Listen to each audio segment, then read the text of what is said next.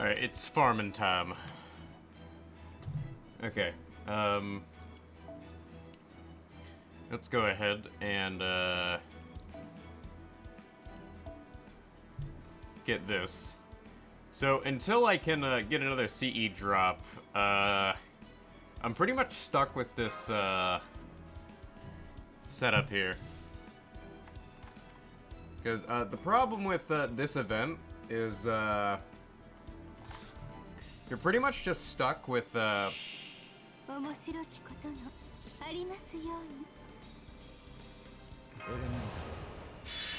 using the point CEs until you get into the, until you get a CE drop. And luckily for me, I happen to have an NP5 Murasaki, so this event is beyond easy.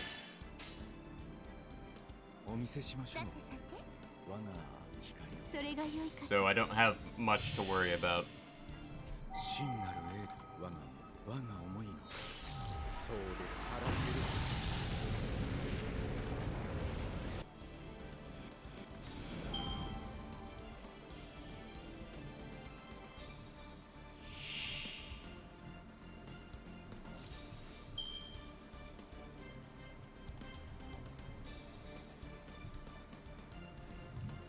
But yeah, this event is pretty much, mirror farming, extravaganza.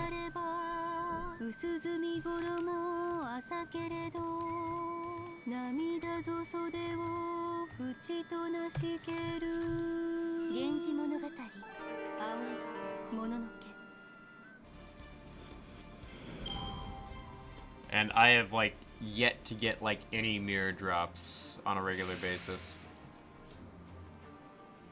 The mirror drops are a myth, by the way.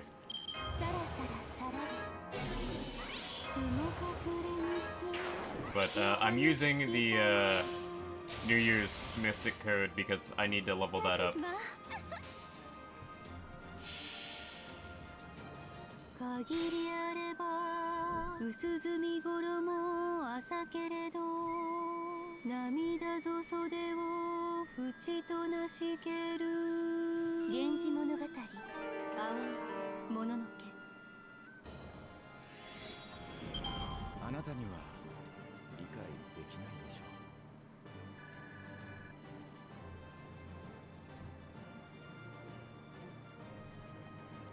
Alright. Any mirror drops? No, just soaps. And admittedly, I do need soaps as well. So, this is fine. But I'm farming this today because, I will be pretty much working all week. So getting this out of the way this morning is kind of on my priority list.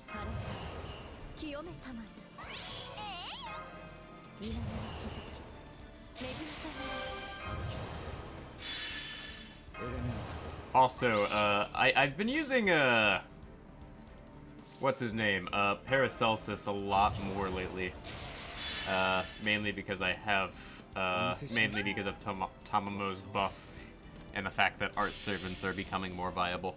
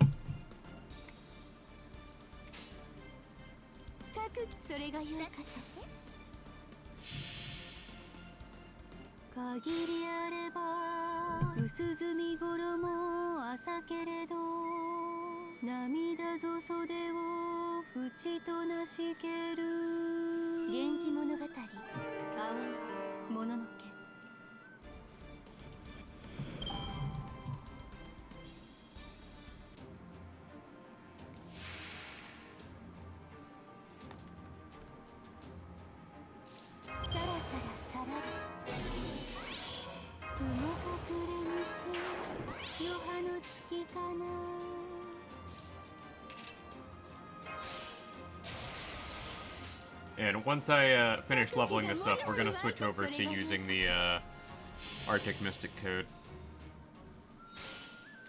カオルコは主に詳しくはありません。けれども心ならば源氏物語青い物語。こんなところでしょうか。はい。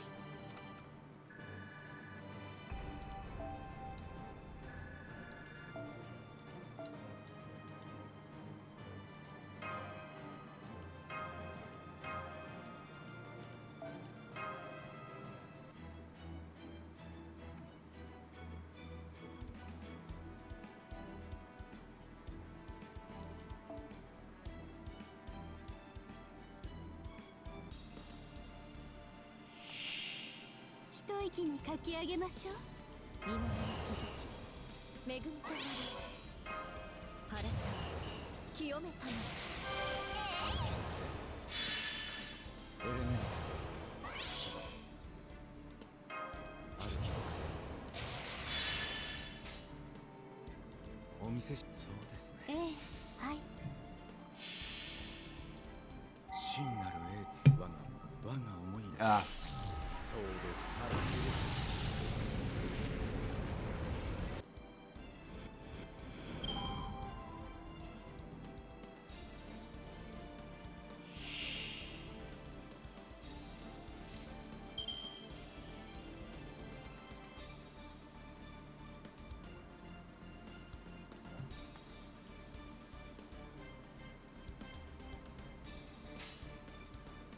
それでは僭越ながら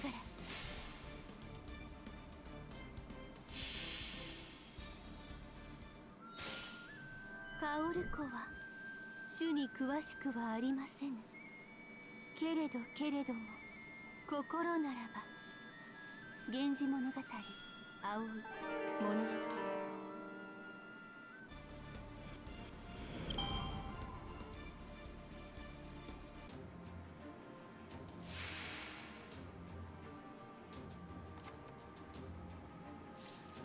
さらさらさら雲隠れ西余波の月かな。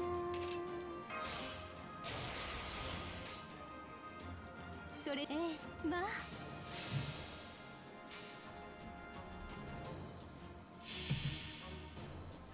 限りあれば薄墨衣朝けれど涙ぞ袖を縁となしける。源氏物語青いもののけ。いとおかしです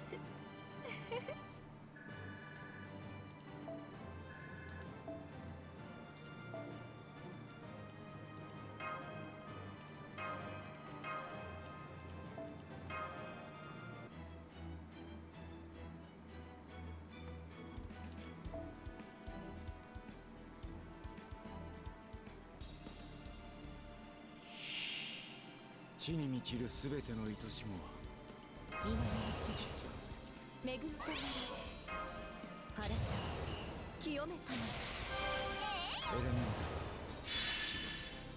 タある記録性エレメンタお見せしましょう。そうですね。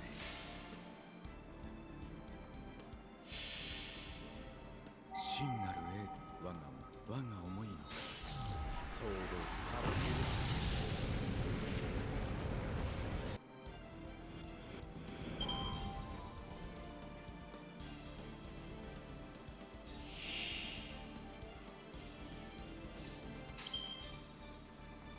それではそれが良いかと。限りあれば薄墨衣朝けれど涙ぞ袖を縁となしける。源氏物語青いもののけ。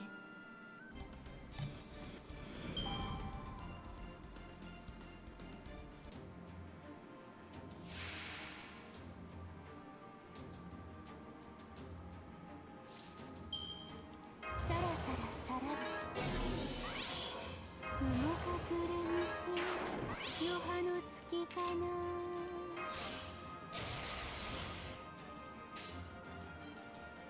それでは僭越、ええ、それが良いかと。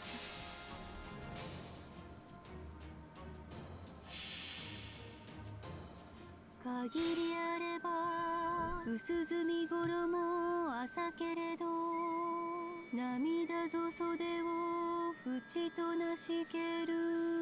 源氏物語、葵もののけ。こんなところでしょうか。はい。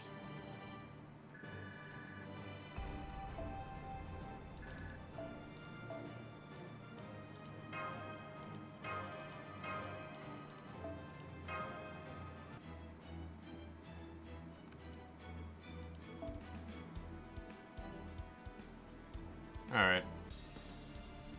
So we're pretty much just doing this until I get a CE drop. Cause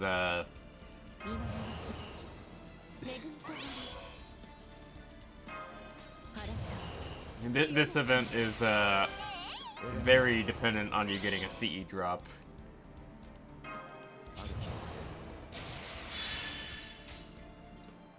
お見せしはい。それが良いかと。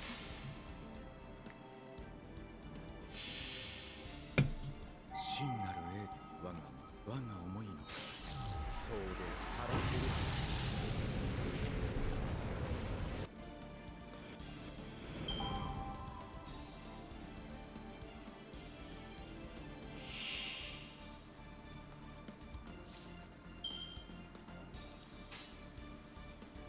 それではまあそうですね。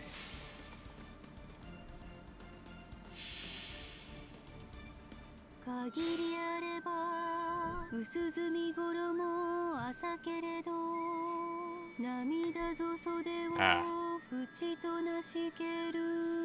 源氏物語、葵もののけ。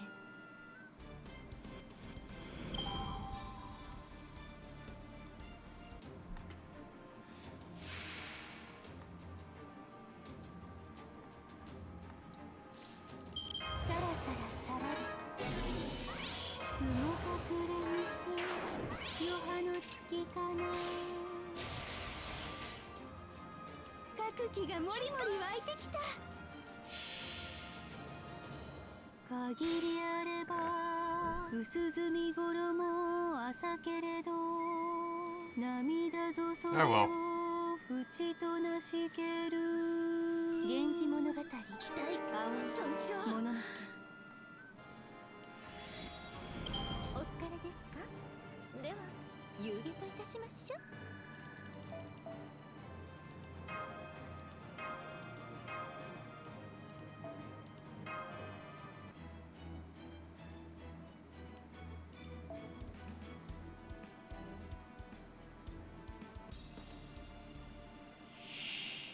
一息に書き上げましょう。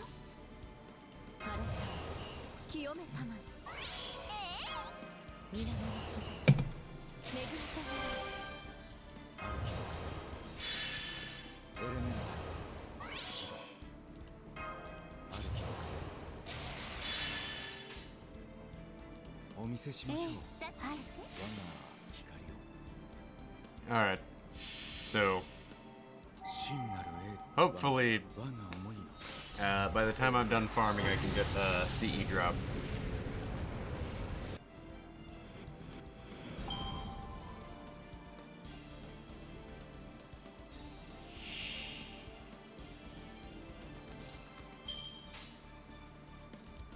まあ、はい。限りあれば薄墨衣朝けれど涙ぞ袖を淵となしける。源氏物語、葵もののけ。Yeah, I'm just thinking like maybe this event would have been better had they added more nodes. But this is it. This is the final node. Like this is all we get. Like I'm just realizing like yeah, maybe they should have added more nodes instead of just, you know, this. まあ、ええ、はい。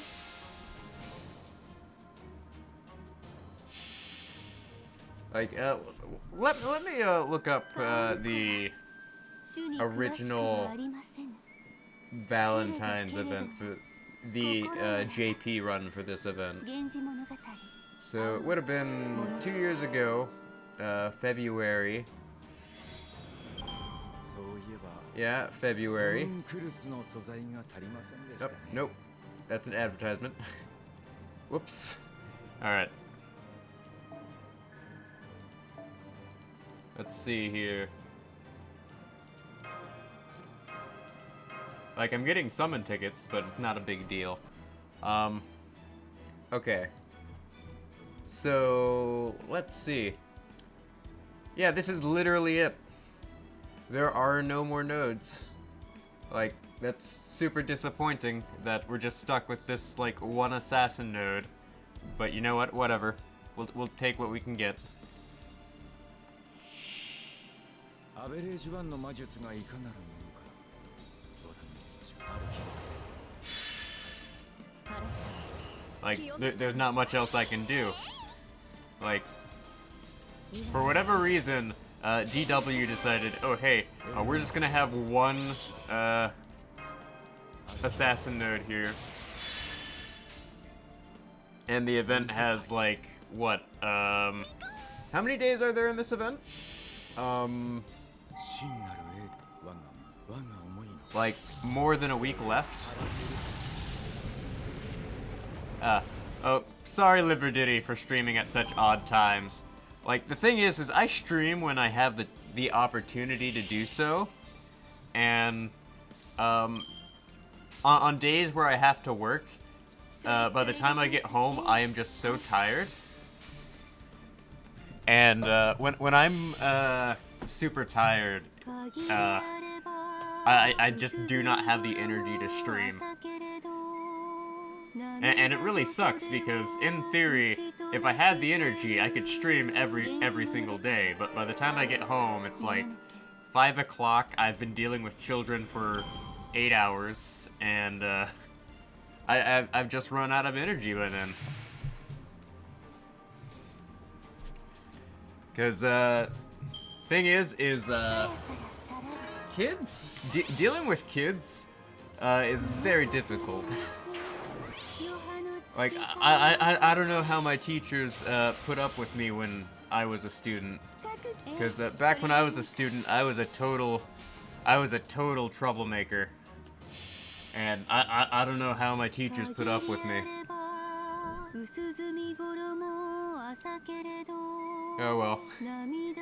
I mean, I'm at least trying to stream more often. So there is that. But this event is super boring. Alright, let's see here.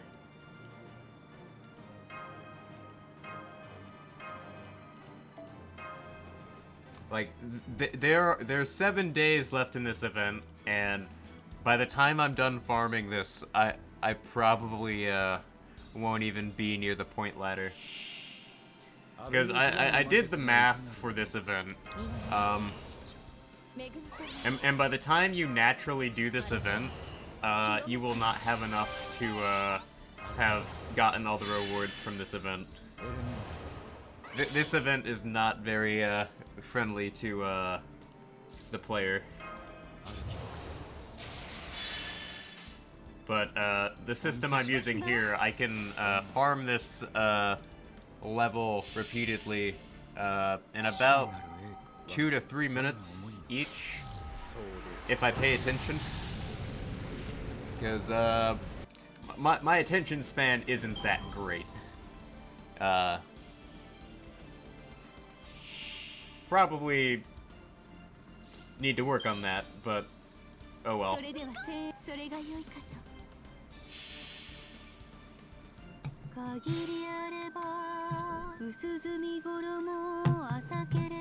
But this event, I have very mixed feelings on it right now. Because I rolled for a character, and I didn't get the character. But I got, like, 5 copies of the other character. Because there was like a 1% chance to get this lady over here. And I got 5 copies of her. But the other character... Yes, I rolled for Lartoria and got Shikaboo instead. I got 5 copies of Shikaboo, but no copies of Lartoria. Like, I am super salty about that. Like, I had so much quartz saved up. I went 1,000 quartz in on Lartoria that I saved up. And I didn't get Lartoria, but I got NP5 Shikaboo. Yeah, you gave up on 2 copies after 2 copies of Shikaboo? Yeah, that's fair. But I was like, you know what? I really wanted to get another copy of Lartoria. And luck was just not on my side. Instead, I got 5 copies of Murasaki. But you know what? Whatever. I will take my NP5 Murasaki as compensation. It is fair compensation. Yeah, like that's the thing is, once I got to NP5 Murasaki, I was like, you know what? I was like, you know what? There's no point. I'll just wait till whenever she has another raid up. Because, I had already gotten spooked by a ton of other things. And I didn't get Lancer Artoria. And by that point, there was really no reason to keep rolling. Because, otherwise, if I got another Murasaki, it'd be like, oh, hey, you're getting Spirit Origins. And, I have never gotten one of those yet, but by the time you get 10 of those, that means you've rolled too many spooks. So, whatever. I'm not gonna be rolling for quite a while. Oh, you've gotten 22 of those things? Holy crap, man. Like, I've never even gotten one, and you know what? I hope it stays that way, because, getting, like, more than one, getting, like, more than one spook of a servant you already have NP5 is like rubbing salt in the wound.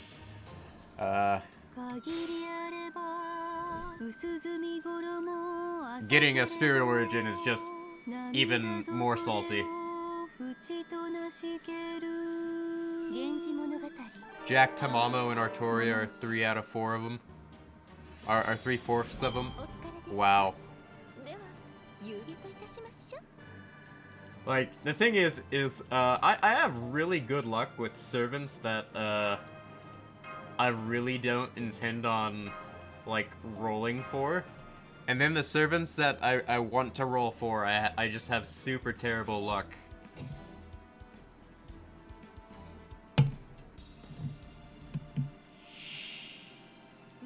Like, I tried rolling for Benny Enma earlier this year. And, I just kept getting spooked by, Saber and, other non-Benny Enma Saber servants. And I was just super salty about that, but...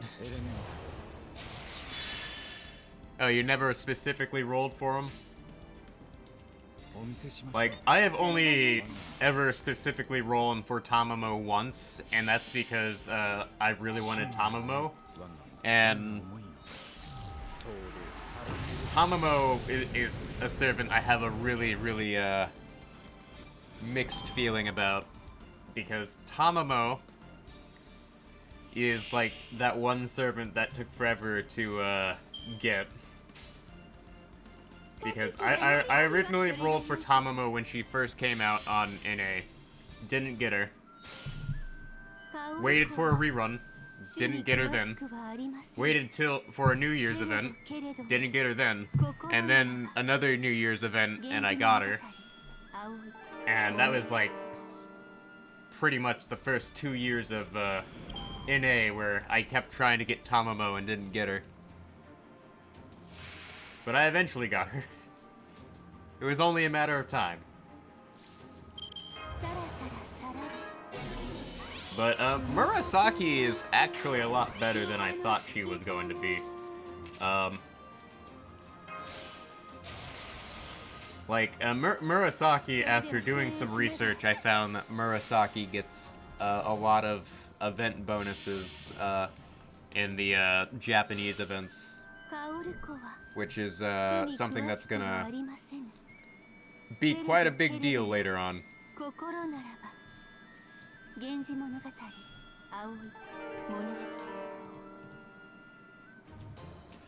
But I believe like the next time I'm gonna be rolling on servants is gonna be either in March or April, probably April, because between then and now there's not gonna be a lot of events that are gonna be worth rolling on.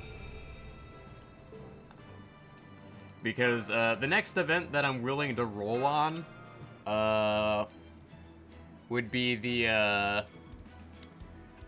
Tokugawa event, which has Kama. Yeah, and I only want NP1 Kama. Because Kama is like one of those servants that she's really good for challenge quests, but you don't need more than 1 or 2 copies of her.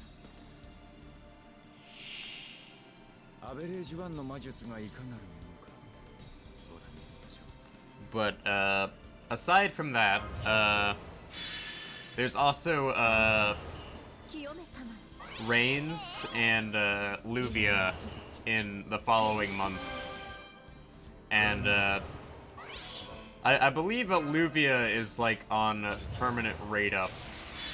I'd have to check. Let's see here. Is Luvia on permanent rate up? Let me see here. Ruler servants. Oh yeah, Estrella or Luvia is in the permanent gacha pool. So that's fine. And she has other rate ups. But I really want Reigns because Reigns has NP generation skills, which are going to be useful for farming. That, and I like Delmole case files, and Reigns is a total troll, so there's that.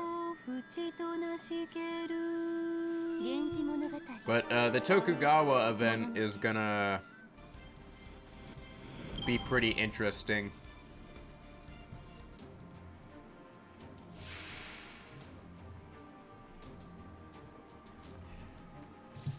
Because Kama is definitely going to be a unit that will definitely change how certain enemies are going to be faced. And it's also the fact that I don't have a single target assassin aside from Jack that's a 5-star. Well, safe unless you get jebaited by CE bonuses. Fair.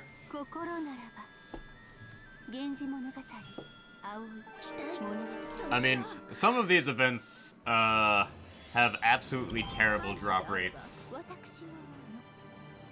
So there is that. But I'm kind of just going out of my way to farm this event right now. Because later on this week, I have a lot of work I have to do this week. Because I am scheduled to work Monday through Thursday this week.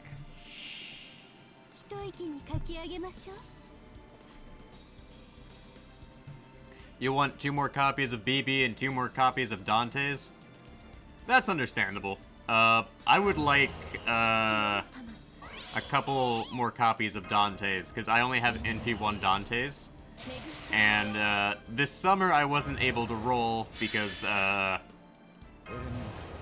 you know, the big plague and all that, preventing people from working and whatnot. And I'm kind of like in the transition period between jobs. Like, I still have my current job, but I'm looking for something better. Because I'm a substitute teacher, so basically, as long as school is in, I have a job. But if schools are physically closed and all the teachers are out sick, I'm out of a job. So you would think that the pandemic would have been a great time for substitute teachers, having like a ton of teachers out sick, but no. That's not true. Substitute teachers need teachers to be in. Because, we are not replacements for teachers. We are simply someone who fills in for the day. And...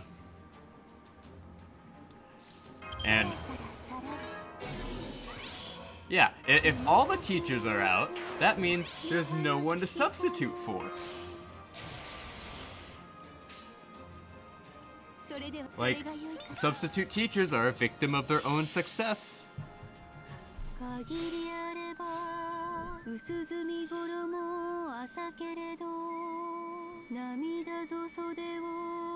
Like, you can't substitute teach if there's no other teachers there.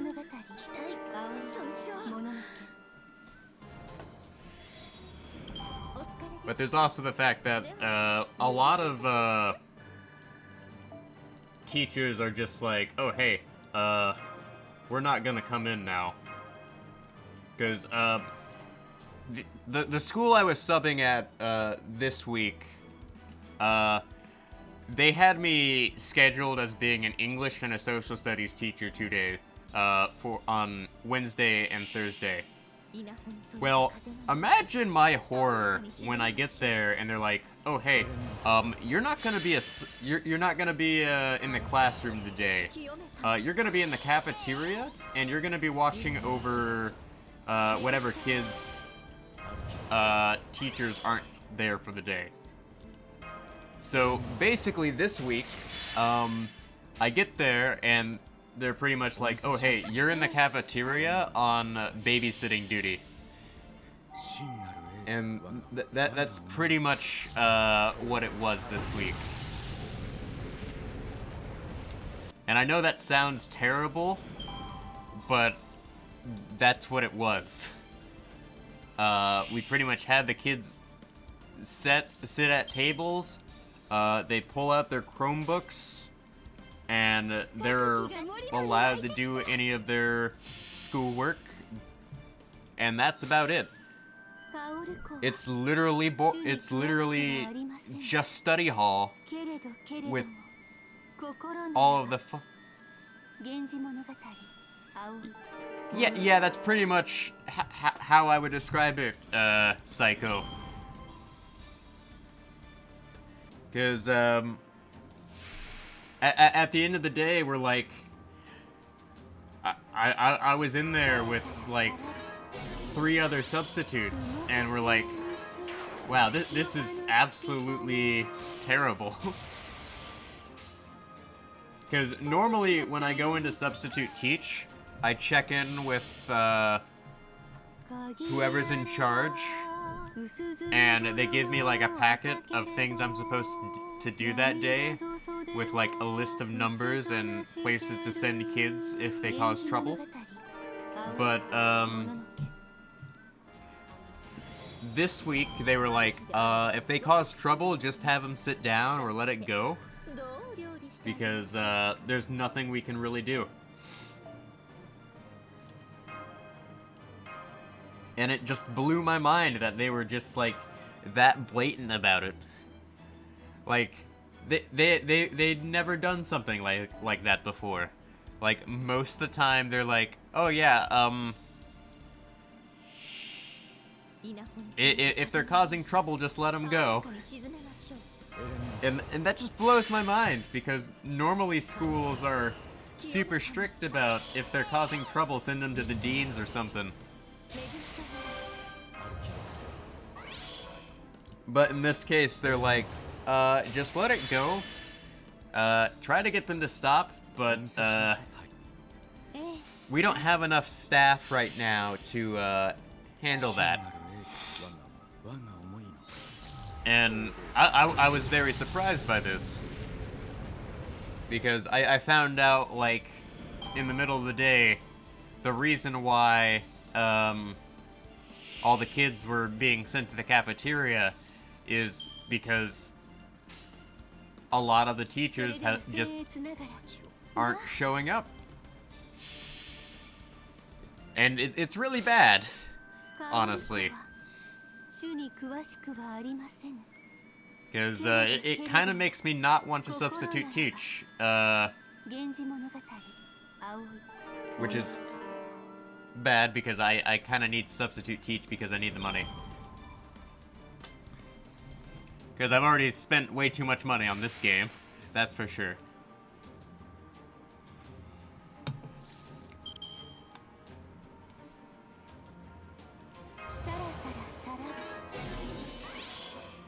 But basically, throughout the day, I just end up reading things on my phone and taking notes on, like, what, jobs are available and how to do things. Because, pretty much, what my position was is, all of the subs, we like, coordinated with each other to, like, decide who did what.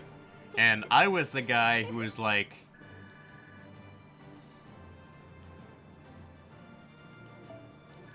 Oh yeah, a lot of kids are probably doing that too. Like, that's another problem. That's cool, man. Thanks for stopping in. Well, basically, I was the guy who was like, alright, I will be taking care of attendance. We don't have a way to electronically track who's here, so we'll just have the kids sign in and, like, write down what their teacher is. And, that was how we did attendance for the day. So, I was pretty much sitting at a desk with, like, my notebook for writing things down. Because, normally when I substitute teach, I leave, like, a detailed note for the teacher I'm filling in for as to what happened that day and who got what done and who didn't do what and etc, etc. Well, I pretty much spent the day, like, going around taking attendance, making sure the kids aren't wandering about, and learning how to invest and things of that nature. Because you end up reading quite a bit as a substitute teacher because there's really nothing to do aside from making sure the kids are studying or doing whatever assigned activity they're supposed to do.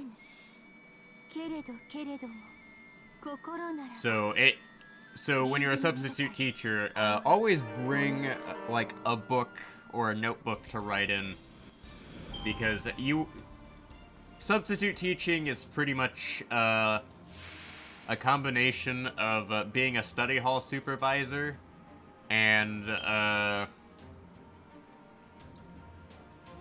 God, what's the term I want to use?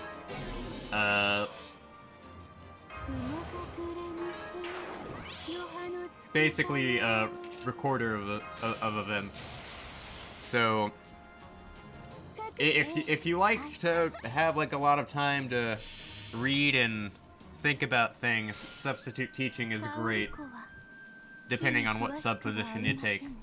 Because I've had a couple sub positions where I was pretty much busy the entire day, particularly as a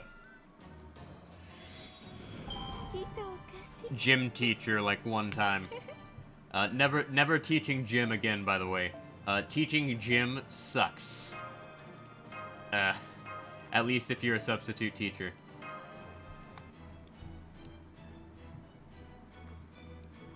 Because, if you're teaching, oh, like, the thing is when I was a student, I was absolutely terrible. But I was never like, oh yeah, I'm gonna outright cause my teacher as many problems as possible. But, certainly, I definitely misbehaved as a student.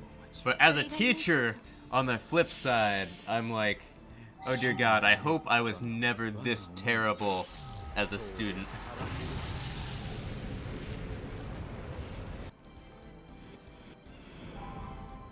Because, as a sub, you tend to see things from the point of view of like, oh hey, a lot of these kids aren't so bad, it's just their main teacher isn't here.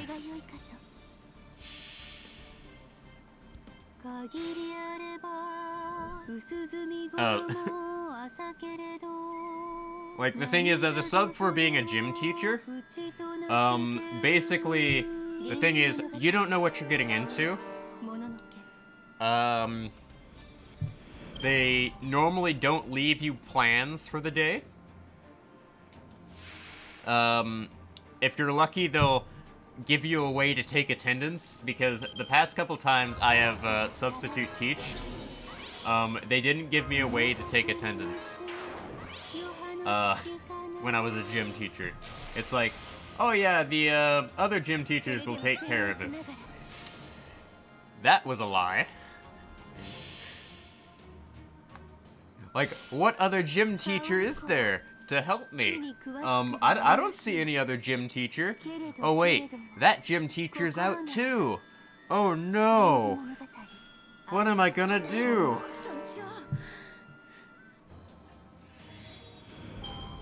Yeah, that's about right.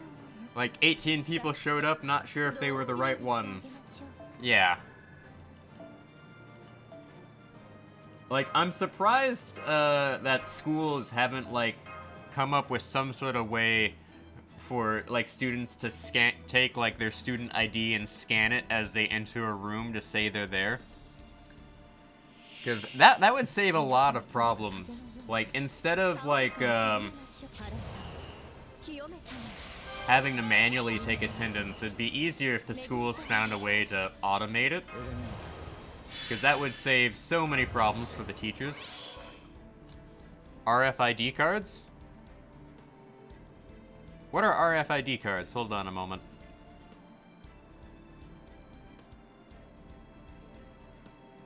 Oh, RFID cards. Okay. Yeah, that makes a lot of sense, actually. Yeah, they should do that. That would save the school district so much trouble with their attendance. Because, right now, the biggest problem schools are having are twofold. Attendance and grades. Because, yeah, that's a good point. Students lose things like that all the time. But I deal with high school kids. So, at the high school level, they should at least be able to handle things somewhat responsibly.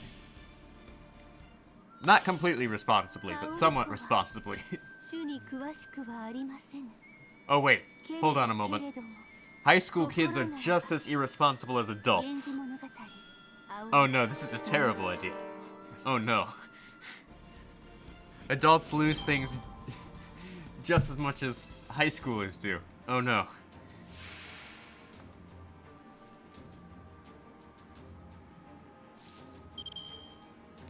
Oh, that's not good. Stabbing your teachers is bad, kids.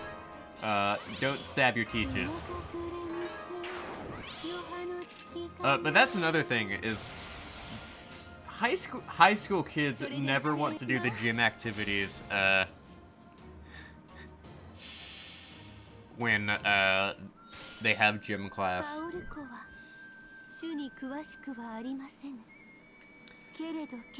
Like, 源氏物語 To be fair, though, all the gym classes can't really do much right now. Anyways, like this is another thing I've pointed out to people is gym is really just walking around the gym now. It's not anything fun. Like back when I was in high school, we did all sorts of stupid stuff. But now it's like, oh hey, we can only walk around the gym because of mandates.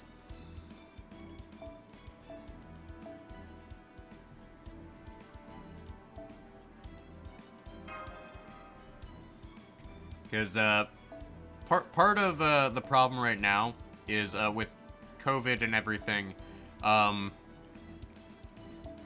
The schools pretty much are limited in everything they can do.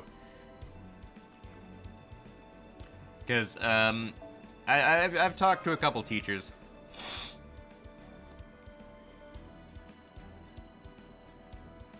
Oh. Yeah, screw it. I'll just take that.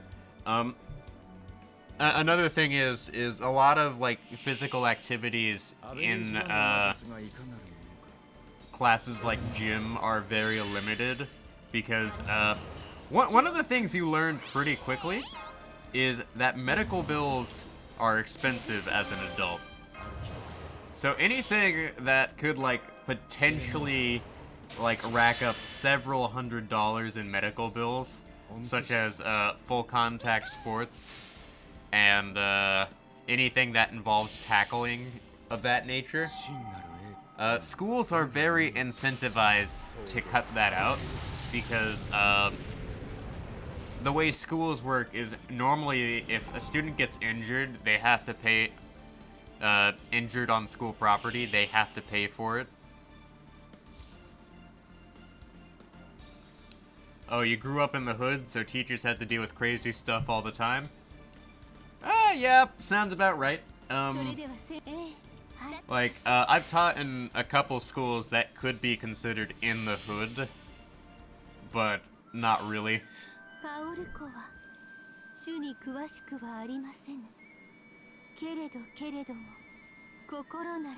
Because, the schools I teach at try to act like they're in the hood, but they're not really. Like, the schools, like most of the schools in my area I would consider to be very middle class.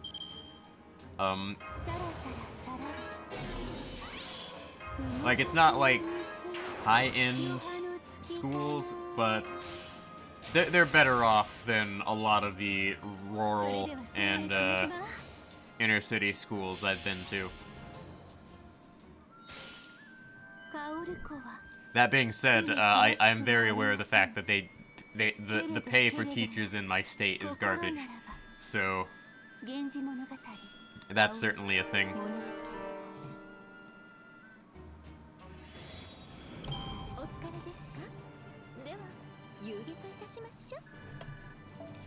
But this year has been a pretty off year as far as substitute teaching goes, because the availability of sub positions pretty much goes like this. One moment there's sub positions, the next moment teachers just straight up cancel the job listings. Oh, that's pretty extreme. I will point this out. The teacher should have reported that.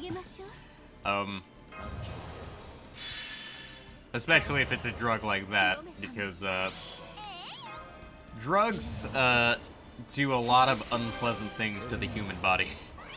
As somebody who was originally studying to be a doctor, don't do drugs, kids. Don't do drugs. Drugs are bad.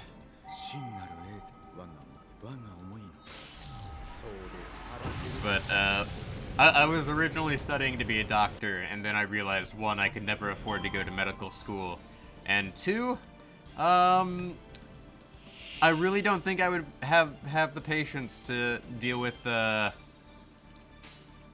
patients, quite literally.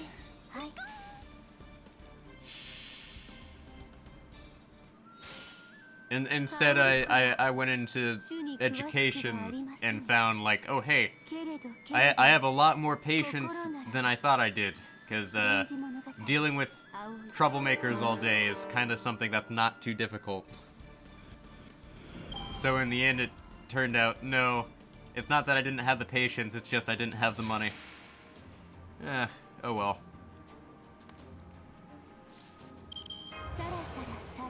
But, here I am, just farming away. But I'm looking forward to, later this month, because I'm applying to several different job positions right now, because I'm trying to get out of the substitute teaching gig, because there's a couple problems I have. One is the fact that my position is pretty much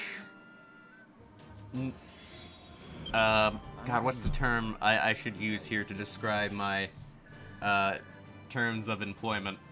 My position is pretty much going out the window soon.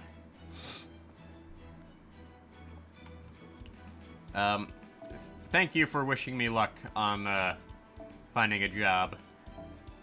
So essentially, my position is kind of going out the window soon, because the problem is that basically once summer comes around, there is no like substitute teaching positions for the summer. So as soon as summer comes around, I'm out of a job. So I'm looking into either going into full-time teaching, or alternatively finding a desk job.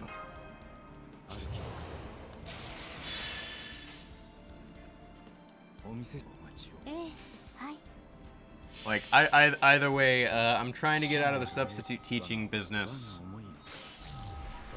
primarily for monetary reasons.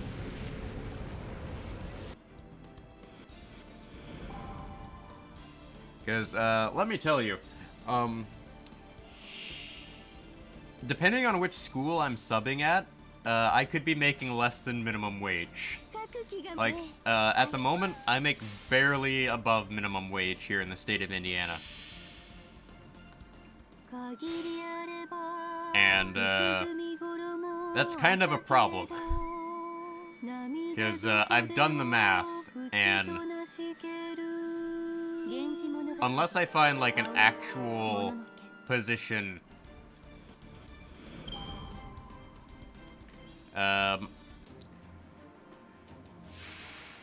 substitute teaching is not gonna allow me to get out of my current, financial situation.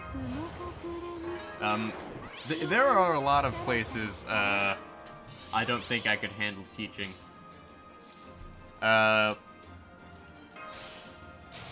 Like, I definitely don't think I could handle teaching in Chicago. Because, I have a friend who lives in Chicago, and, he's like, oh no, the schools here are all terrible. You don't want to go here.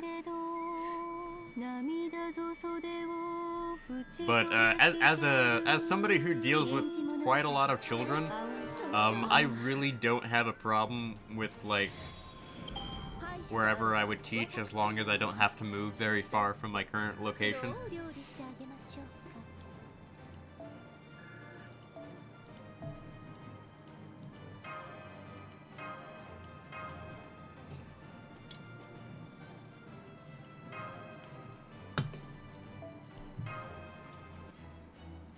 But, kids can be pretty mean sometimes.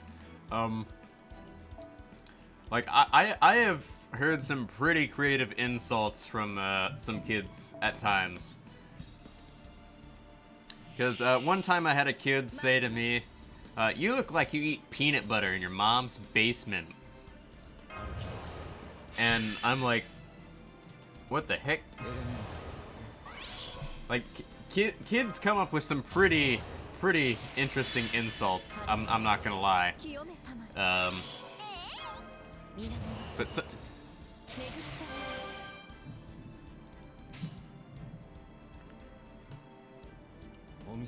I mean, here's the thing: is as an adult who has been dealing with children for several years now, because I've worked in before I started substitute teaching. I worked in a number of different like youth programs. Like, I worked for the Boy Scouts of America for a time. I worked for the YMCA. And then I went back to working for the Boy Scouts of America. And then I stopped working for them because I couldn't afford to keep working for them because they didn't pay enough. But I've dealt with children of, like, all kinds of different backgrounds. And while you do have a point, Psycho, you'll find that sometimes you kind of just have to be accepting of things. Like, as a teacher, you're supposed to be there to help educate the kids and get them to learn.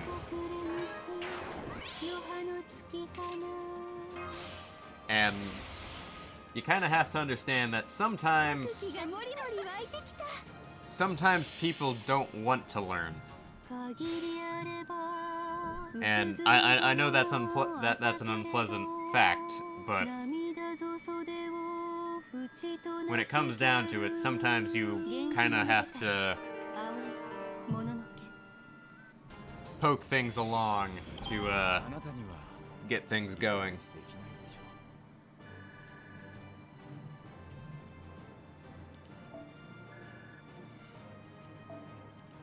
Oh well, I've almost finished leveling up this Mystic Code, and I still haven't gotten that CE drop. But I've dealt with kids from all sorts of different backgrounds over the years, and some of the things that usually sticks out to me is the fact that a lot of kids don't want to do anything unless you give them the motivation to do something. Which is kind of part of the problem we have this year, where a lot of the kids are stuck at home. Like, kids don't want to do things if they're stuck at home, like, 24/7. So, that's kind of why we have, I would call, campus security and have them escorted out. Because that is legitimately the only thing I could do. If I wanted to keep my job. I would be freaking out, though, because if a kid started doing that, then clearly there's a problem. Because if a kid starts doing drugs in the middle of class, then clearly we need to get them some professional help.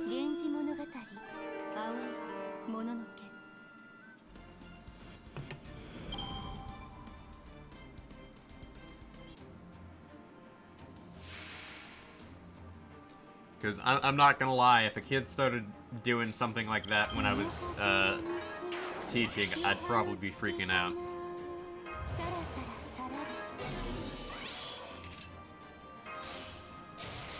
I'd also be very concerned because, like, my big thing is, like, my thing with drugs is, I unilaterally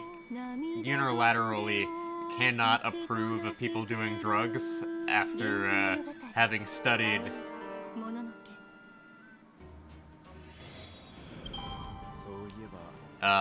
medicine for quite some time.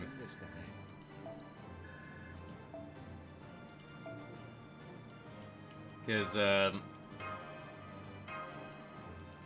I'm at least very aware of the fact that drugs, have very lasting long-term side effects on, developing minds.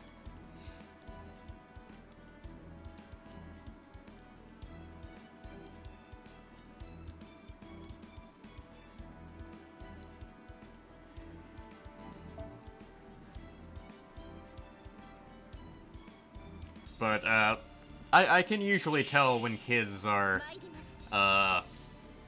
high. Because, I've had a couple kids, come in smelling of, certain substances. Because, I didn't know what that smell was at first. Because, I'd never been exposed to anything like that. But, one day I ended up subbing, as the person watching the in-school suspension room. And I learned pretty quickly that, oh hey, that smell, that strange smell that kid is giving off, yeah, that's, a certain smokable substance that, is popularized in certain medias.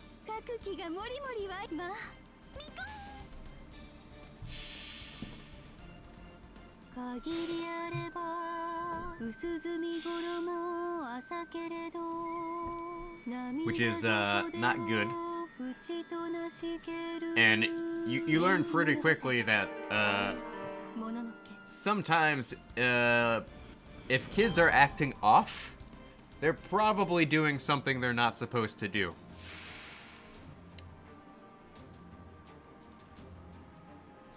So, that's certainly a thing.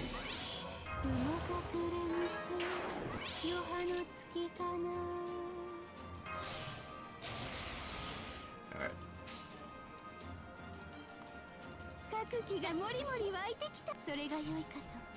And it does hurt to, see kids doing things like that, because, I know for a fact that a lot of these kids...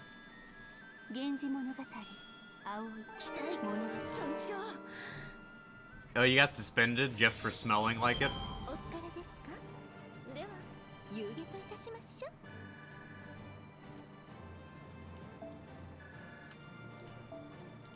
Yeah. Like, as an adult, like, when I see kids do this, when I see kids doing drugs, or I can at least tell they're doing drugs, it upsets me because I know they're ruining their future. Because, as somebody who had to work their butt off, to get through school, and I had to pay for a lot of school out of my own pocket. I really don't like it when kids ruin their future, because I see...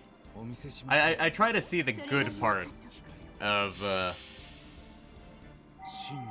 the kids I interact with. But, there's a lot of problems with, drugs that really don't get addressed. But, a lot of the times, teachers just assume kids are doing something. But, if the kids aren't showing, like, obvious signs of doing drugs, then most of the time you can't tell. But, I understand the whole, like, not sleeping very often, because when I was in high school, I had trouble sleeping, and even now, I still have trouble sleeping, because,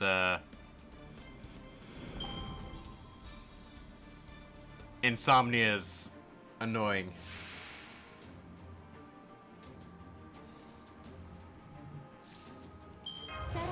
But a lot of teachers just seem to jump to conclusions that certain students, the only addiction you had in high school was World of Warcraft. Understandable. I was more of a Pokemon kind of person, because when I was in high school, I only had like a crappy laptop, so I didn't get to play a lot of games. And any sort of like console I got, I had to share with my 3 other siblings, and I'm kind of at the bottom of the social totem pole among my family, so anything I got, I would usually keep to myself.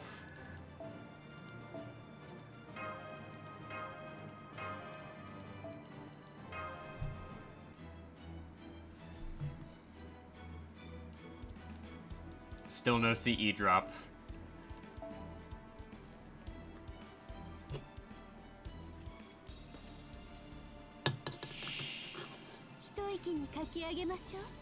But back when I was in high school, which was like 6 years ago now, my school didn't have a drug problem. I actually found out that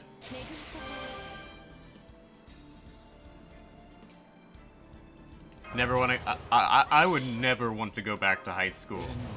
Like, I had a lot of friends in high school, but I would never want to go back to high school. As a student. Like, as a teacher, it's fine because I know what I'm dealing with. But as a student, I would never want to go back. I don't think I could handle it. I was more stressed throughout my entire time in high school than I was in college. And I just graduated college, like, 2 months ago. Like, the only time I was ever really stressed in college was around exams.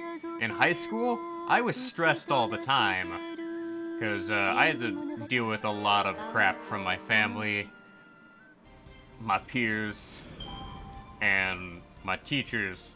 And I'll say this, having no control over my education in high school whatsoever was a big problem for me, because I was not ready for like AP classes and things of that nature that my family wanted me to take.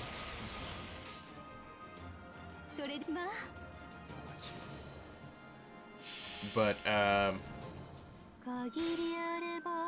as a college student, I was way better off because I could actually control what classes I took.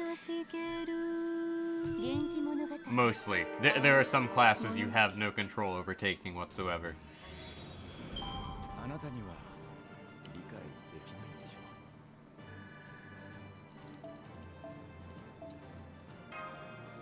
But I found out, like, after graduating, that apparently when I was in high school, there was a drug problem going on. But it's not what we expected. You see, the actual problem... Oh. Yeah, that's kind of a problem.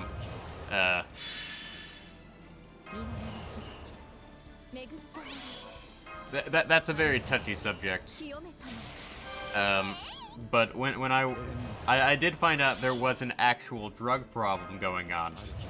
But it's not what we expected. You see, the thing is we would expect at the high school level that most of the time they're doing weed and stuff.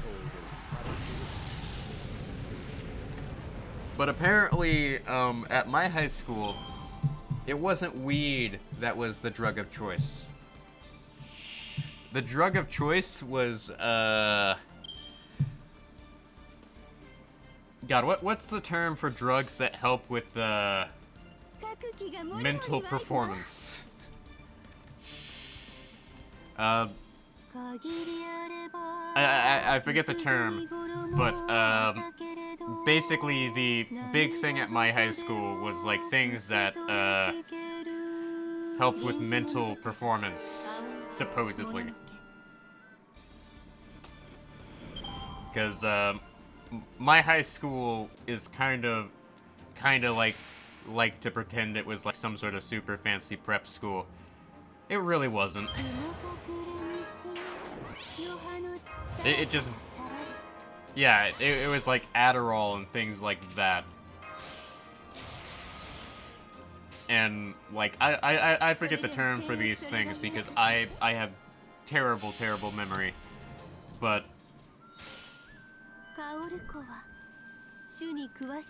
apparently that was the issue that was going on in the background, which kind of explained a lot. I mean, I know for a fact that the deans usually covered up anything stupid the football players did. I know for a fact that grades were changed for athletes, but oh well. I mean, nothing really much you can do there. Oh, hold on a moment. I'm going to change a setup here real quick.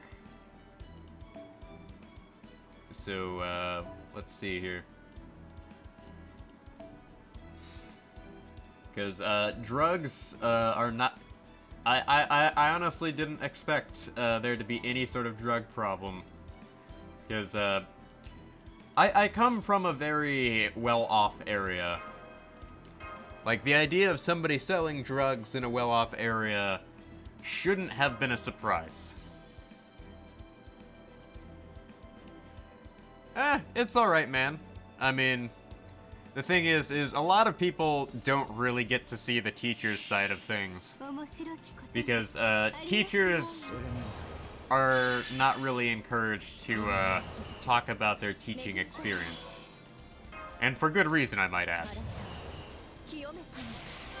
Because, the thing about being a teacher is, you aren't allowed to, publicly complain about, students' behavior. Now, I'm a substitute teacher, so they can't really do much to me.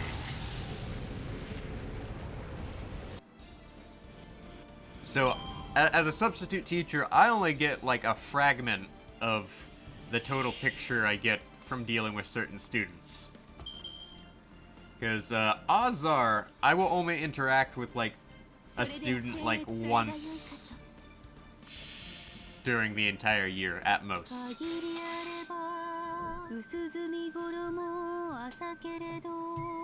This year especially, because this year, I'm only dealing with, like, class sizes of, like, 10 or less kids, on average.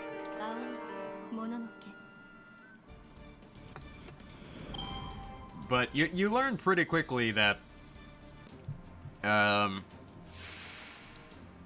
lot of kids really, the biggest issue is, if their teacher isn't there, they don't know what they're supposed to do. Like, you can tell kids, like, oh hey, all of your stuff is available online in Canvas. You have,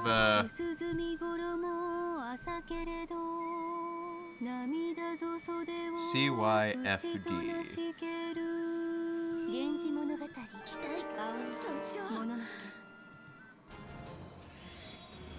Oh, Children, Youth, and Families Department? Oh, okay.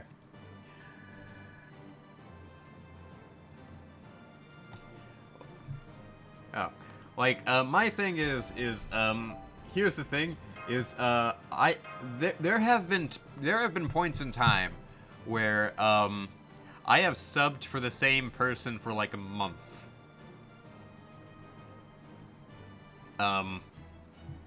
And I don't know how to explain this, but the issue is, sometimes there are periods of time where,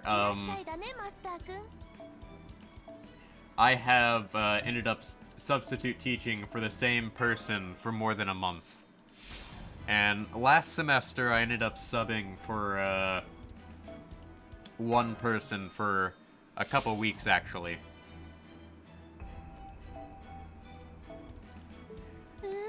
And in that time, I learned pretty quickly that a lot of the kids I was dealing with really didn't want to be there.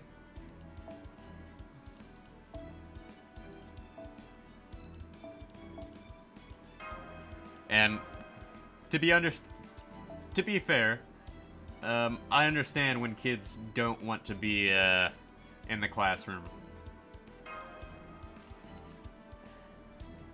But rarely will there be cases like this year where I ended up substitute teaching for more than a week. Because normally, teachers never take off more than a week unless something comes up. This year is obviously different because we have the whole plague going on and whatnot. So that's certainly a thing.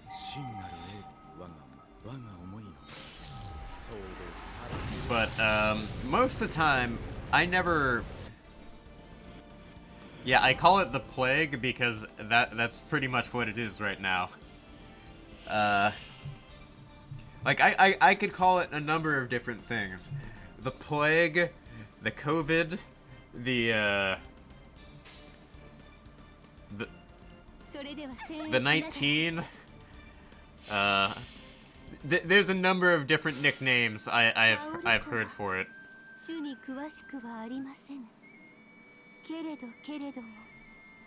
Because you learn a lot of slang terms as a substitute teacher as well. Not all of them appropriate. Because I've heard some things that you cannot mention in public or online. At least in video format.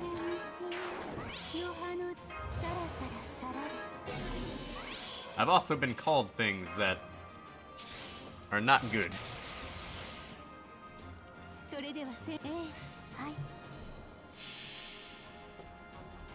But that's kind of just how things go.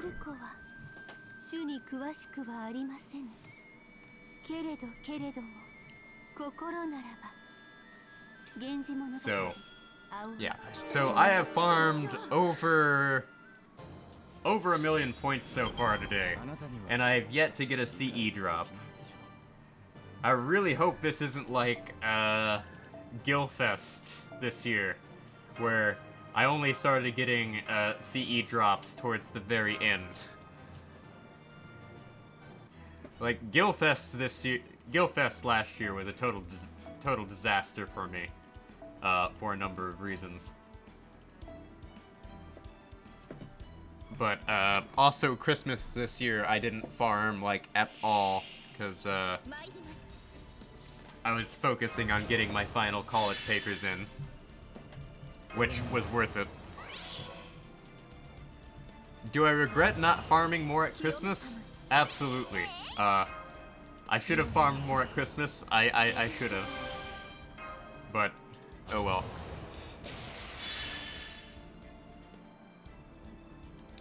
Oh wow. Lucky you, man. Like, my luck with CE drops is pretty terrible.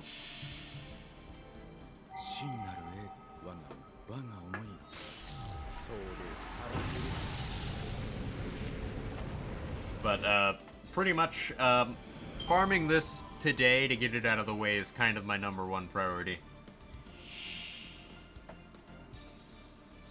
Because the sooner I get this out of the way, the better. Oh, your luck alternates between events? Yeah, sounds about right. Yeah, I only want one MLB, because this event doesn't get a rerun, so there's no point in getting more than one. At least I don't think this event gets a rerun. Hold on a moment, let me check here. Let's see here. March, February 2020. Oh yeah, this event doesn't get a rerun. We're good. I'm like, wait, does this event have a rerun? And I'm like, oh, nope, we're good. Wait, do I even need to use my Mystic Code for this? 気が盛りまええはい Because if I don't have to use my Mystic Code for this, that means I've cut off, like, a couple seconds off my farming time. 限りあれば薄墨衣朝けれど涙ぞ袖を But this event is pretty bad in terms of, like, what you have to farm. もののけ Because this assassin node is it.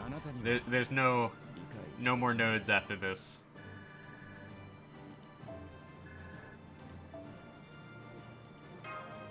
Alright. We got one lore. Let's go ahead and check out the point ladder. Oh, meanwhile, you're just farming doors? I mean, to be fair, I'm also on, like, a QP crunch right now. Because I had, like, the maximum, yeah, there's no more nodes after this. This is it. 見落としがあっては大変です Yeah, this is it for the event. There's a story quest and a grail at the end. So yeah, this is a dead week. But I need to get this out of the way because I have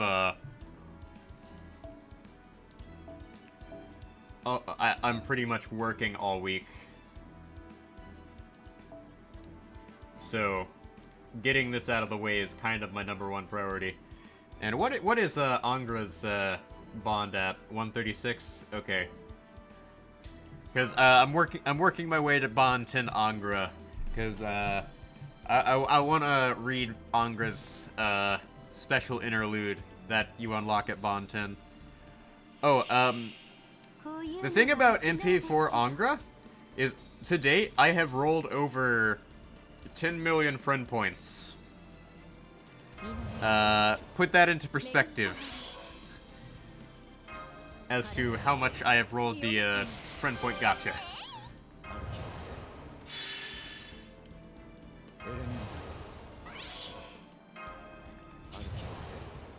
Although at this point I do need the grails because I am saving my grails for Shingang. 真なる英我が思いの Oh, 15 million in NP2? I mean, to be fair, the odds of rolling Angra are worse than rolling an NP5.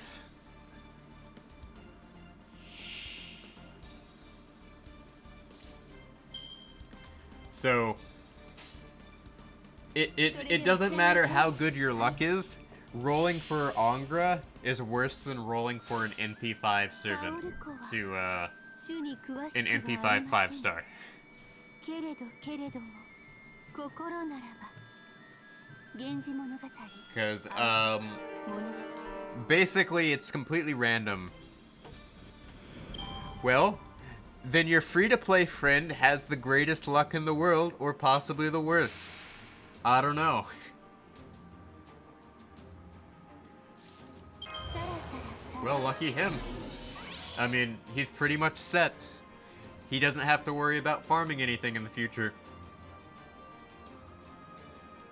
雲隠れ虫夜葉の月かなそれでそれまあ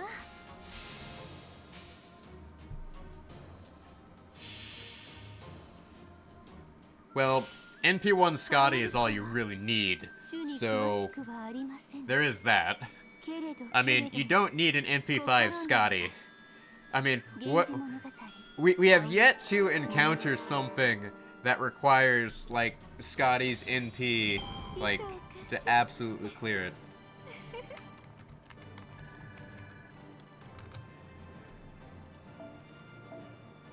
All right, let's see here. 1 million more points, and then I will have completed this event. You have NP5 Lancelot and Scotty. Ah, you're pretty much set for a lot of events.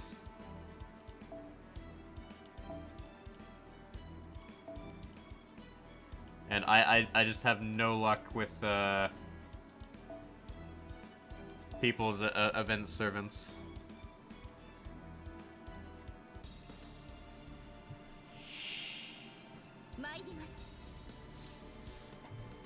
Like, let's see here. Well, actually, Scotty does have, like, one thing on her NP that would be, pretty useful. Oh, hey, Master Troit. Welcome to the stream, man. There is a reason to use Scotty's NP. Scotty has, instant death immunity for one time. And while that's not exactly the most amazing thing in the world, it's certainly better than, like, nothing. And there have been event, challenge quests in the past that have, used for, that have, used insta-death as a mechanic. For flexing among your fellow whales. That's fair. You never know when you're gonna need to flex.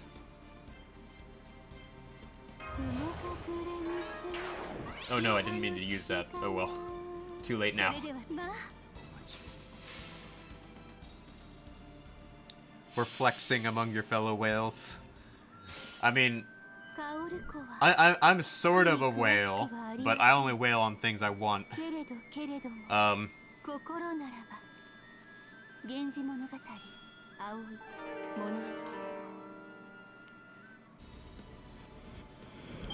But there's also the fact that my experience rolling for welfare casters has not been, I mean for support casters has not been good. So, there is that.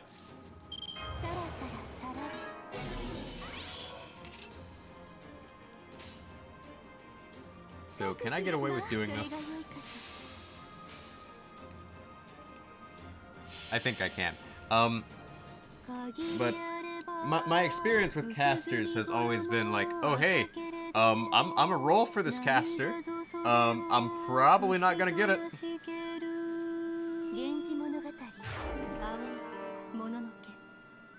Oh wow, I am just short of killing that.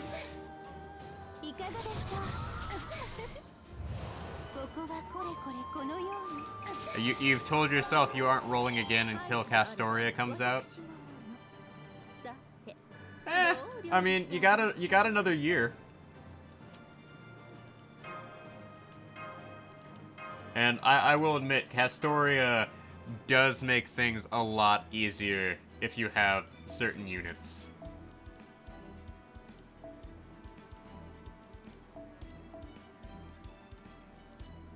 Alright, at this point, I'll just take these chocolate CEs along because I don't have anyone on my friends list with MLB event CE. Which is unfortunate. But considering I haven't gotten a drop yet, and I farmed over 1,000,000 points today, I'm not counting on getting that CE drop anytime soon.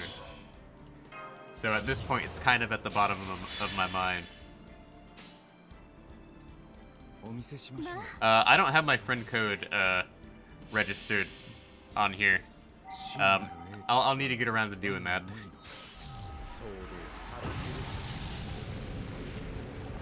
Well, if you message me your friend code, I'll go ahead and put it in.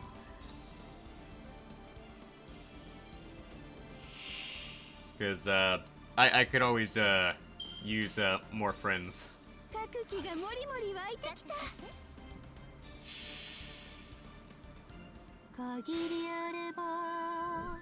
Although, fair thing to be aware of with Castoria. Castoria is very, well, Mr. Z Martin, you're banned.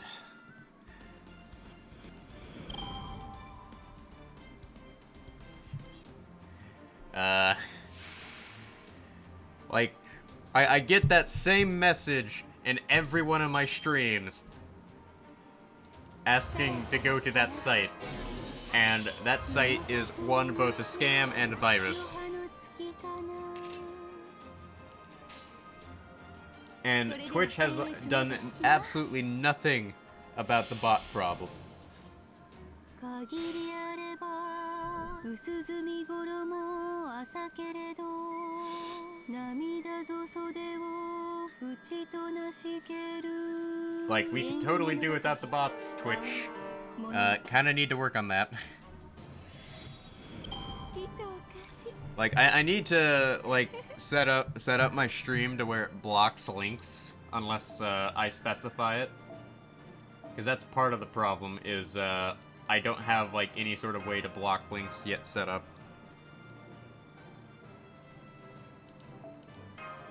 Yeah, and I know I'm not the only one who deals with that message. It's just, I am very annoyed with it. Oh wow. Take a look at this guy. This guy has both Alteras at level 100.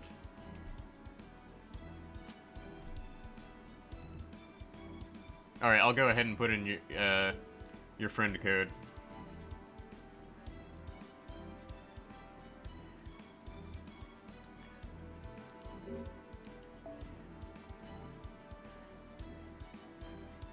Alright, let's see what this person has. This person has nothing. Denied. Alright, user search.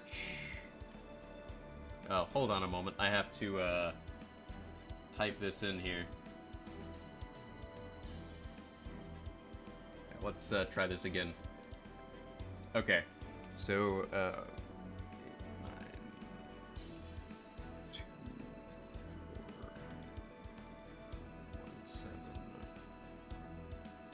172.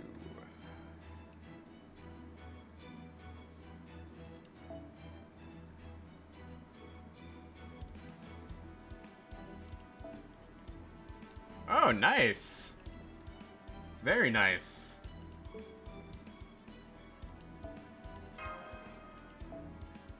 There we go.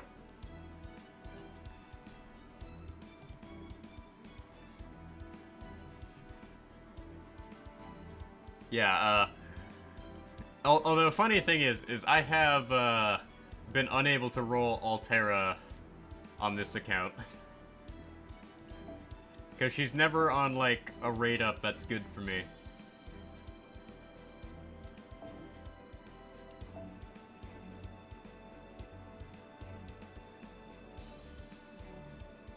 But, I do happen to, tend to, stick to, like, what I currently have.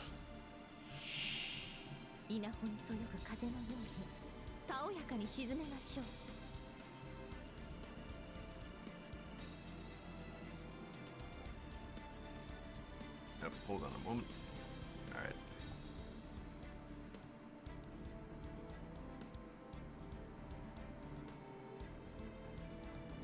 Alright. Alright, technical difficulties on my streaming page here. Because for whatever reason my streaming page is messed up. Let's just refresh my stream manager. Technical difficulties ahoy.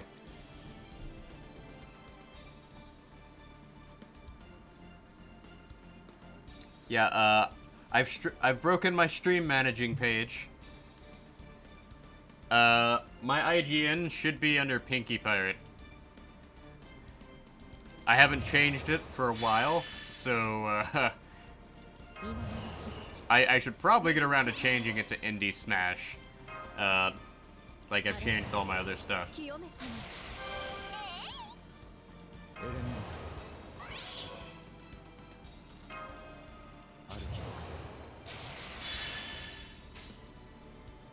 Like, let me, pull up my friend's stuff, in a moment here.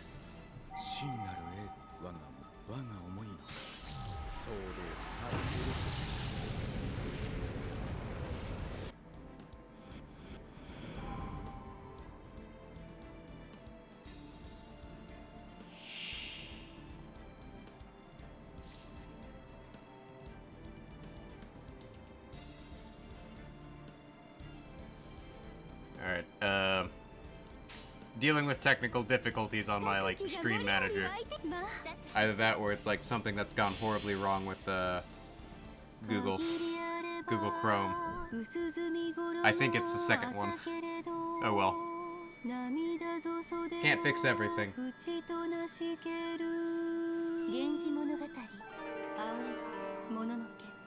Yeah, like, the thing is, part of the problem is, I keep forgetting to change my, like, in-game name. And I really need to get around to doing that.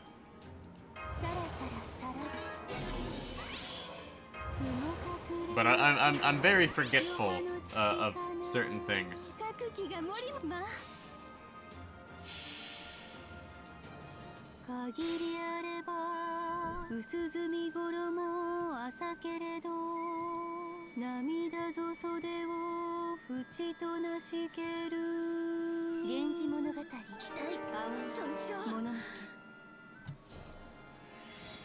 Alright,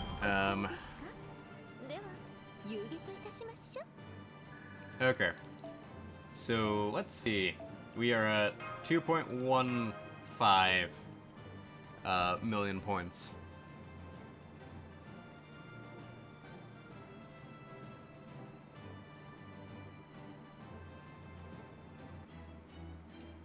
Alright, okay. So, my support setup, at the moment, I should have, like, waiver with,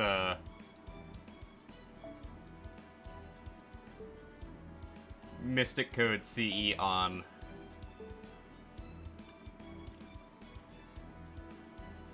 Like, I'll need to work on, like, my CE setups at some point, but... Oh, your stuff with full...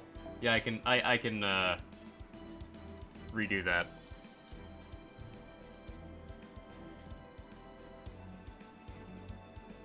Alright, 8,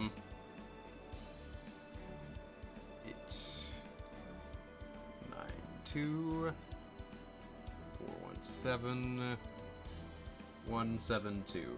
There we go.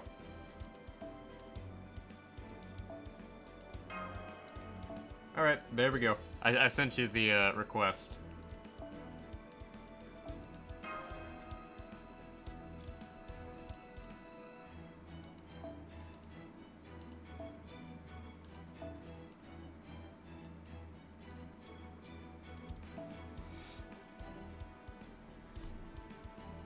Alright. So, slowly working my way to, having the Arctic Mystic Code, leveled up at some point. Because, the Arctic Mystic Code is to this day...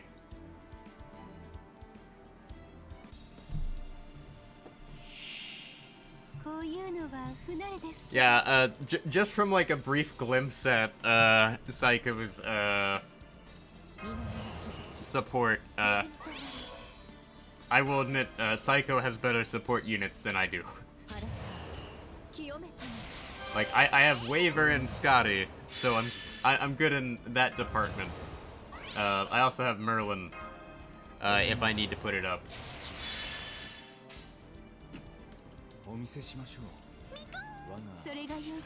But, my luck with, like, getting decent support units is pretty terrible.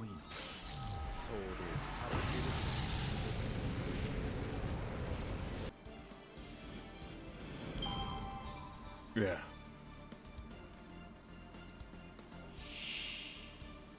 Yeah. Dealing with some serious heartburn.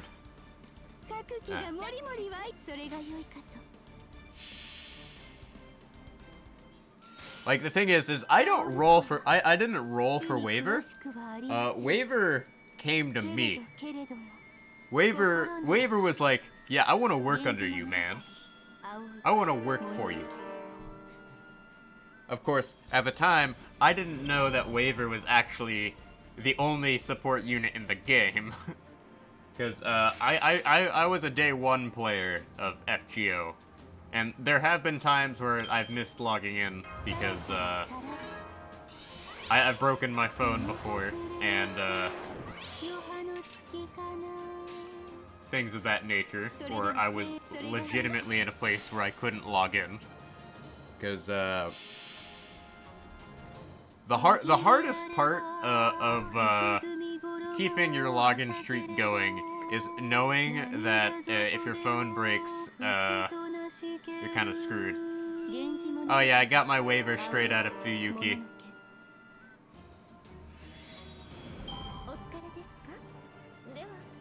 Not to be confused with Compton.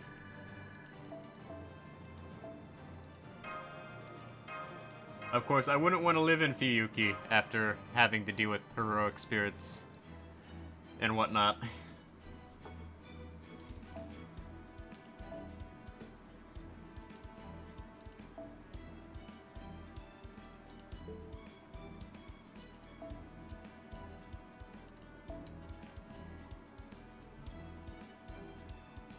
Oh, you may have done Fuyuki more than a couple times.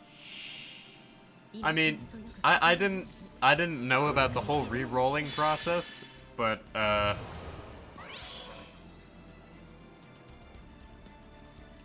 yeah, on that 5-star ticket that's gonna come up at some point is gonna be a godsend for a lot of players.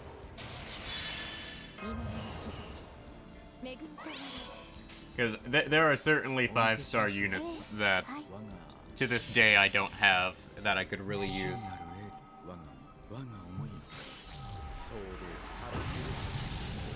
Because there are some 5-star units that are just never on rate up. Like Lancer Artoria, I tried rolling for her the other day, and she's never on rate up. And I still didn't get her. But the point stands is that if I have a chance to get her, I'll roll for her. I mean, I got Hercules was my first 5-star, and I didn't know how good he was, gameplay-wise. I mean 4-star. And I just wanted him because he was, like, in the original Fate Stay Night.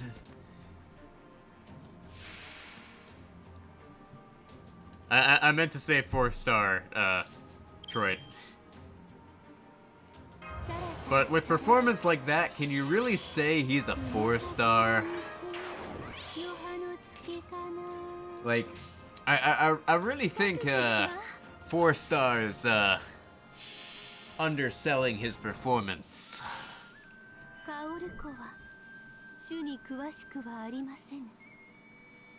Like, I'm fairly certain, labeling Hercules as a 4-star is kind of wrong. Can you really call Ku a 3-star as well? I mean, it depends. Which one? When he's always grailed? I mean, if it weren't for the fact that, my grails are reserved for specific units, I probably would have grailed my Ku. But instead I put all of my grails into Swimsuit Martha. I put all of my grails into Buster units. And Sieg.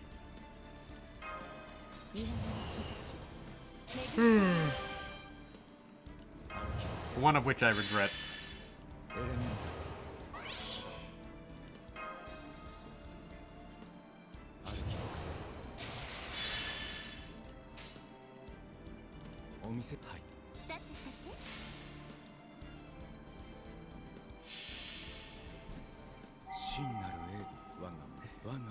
Yeah, I should have grailed Ku, but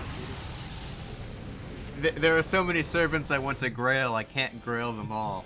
Like, I plan on grailing my Gray as soon as I get her to level 100, and then Shingang. And then if I have any grails left over, I'll start grailing Ku.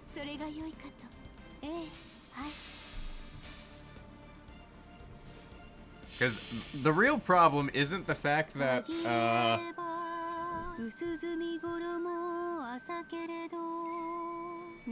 You don't need MP looping if they're dead? True, technically. I mean, I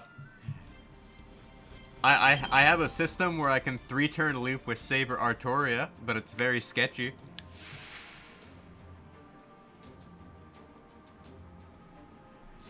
Like, I have a, Saber looping set up where I can, use Miyu and, 2 waivers or a waiver and a Scotty to, 3-turn clear nodes.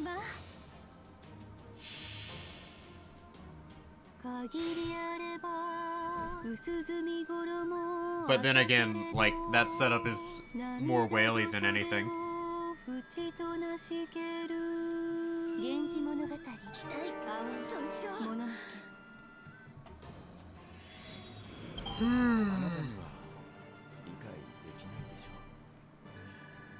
I'm just kind of annoyed that a lot of the events lately haven't been using archer servants. I mean archer enemies.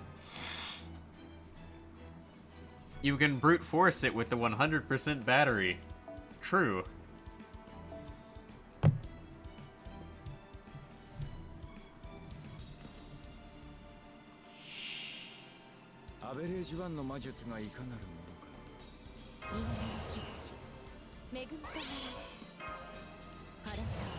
Of course, they really can't do anything to you if they're dead. So, as long as you take out the enemy wave, it really doesn't matter how you do it. I mean, to be fair, the Murasaki setup I'm using right here is truly degenerate because I'm using an NP5 Murasaki when I didn't mean to roll for her that much. Or run a Fran Scotty comp and admire how adorable your Fran is. That's less looping and more tying a knot to strangle them. I mean, to be fair, the only reason I don't loop with Fran is because I don't have a high NT level Fran. Otherwise, I'd be using Fran a lot more.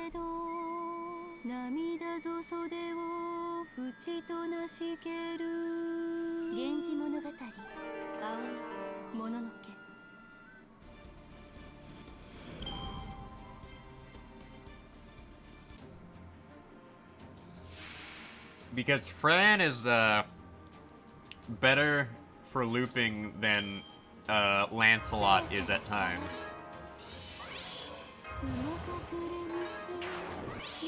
Oh yeah, level 90 NP5 Fran just absolutely destroys everything. And to this day, I regret not actively rolling for Fran. Because I'm waiting for like whenever Fran's like next rate up is. Because Fran is like not story locked, so she's in the permanent gacha pool, but I've only ever been spooked by her. Which is kind of problematic when you want more copies of her. And I'm just burning through all my bronze apples, but I don't care. Because I kind of have to get through this today.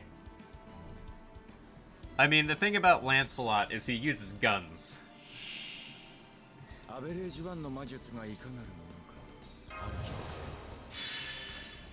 There's also the fact that the collective player base can emphasize with empathize with Lancelot, because I believe Lancelot once said these mighty words: "Someone else's life is the best." At least that's something Lancelot once said.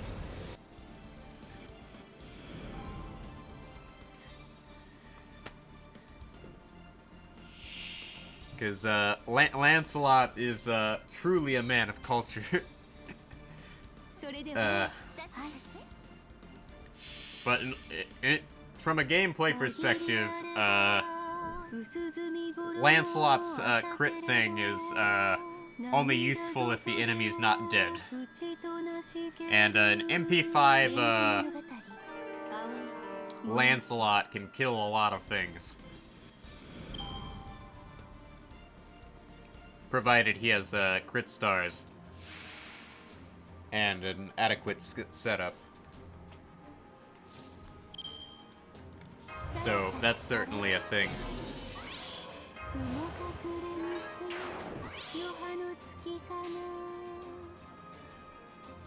Although I would not mind having more copies of Lancelot, because I have been running NP2 Lancelot since Scotty came out.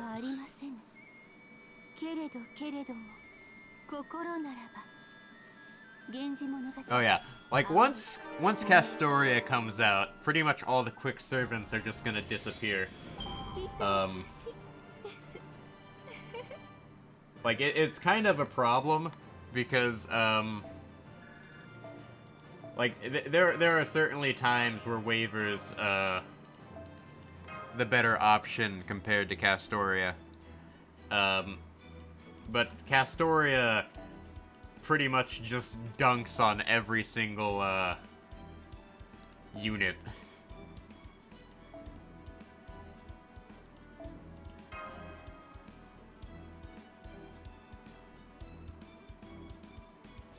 Yes, if NP5 Lancelot is not murdering things like he is supposed to, we have bigger problems.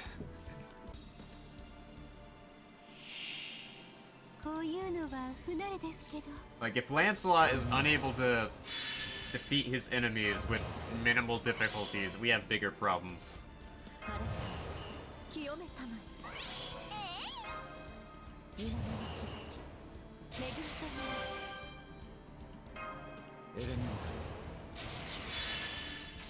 Because, if there is a moment in time where NP5 Lancelot cannot kill, our enemies, then we have a problem.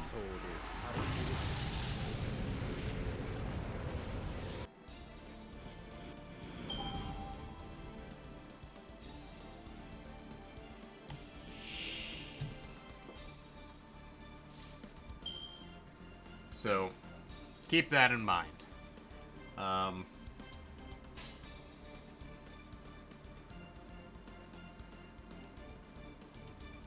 Oh yeah, then you should be good on, like, most waves. I mean, the only time we ever really have, real problems with, enemies being over several hundred, HP are in some of the upcoming events. Bigger problems like, why did I bring a 3-turn setup to a challenge quest?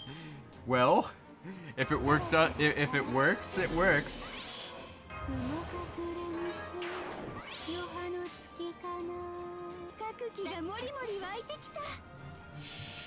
I mean, in all seriousness, you shouldn't be bringing a 3-turn setup to a challenge quest, but although there are some people who have gone out of their way to clear things in like 3 turns.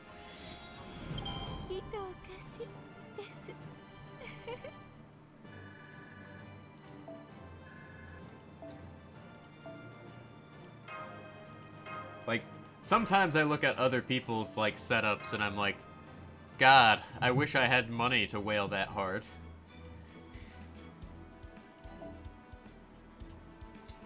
But then again, Ku can solo most things. The real problem, though, is when you end up in an event where Ku can't solo things because there are some events where they specifically go out of their way to make it so that you can't solo with Ku. Take 2 Kus? LOL.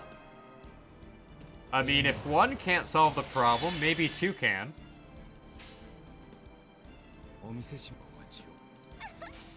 Just don't be like Gudako and burn your Kus.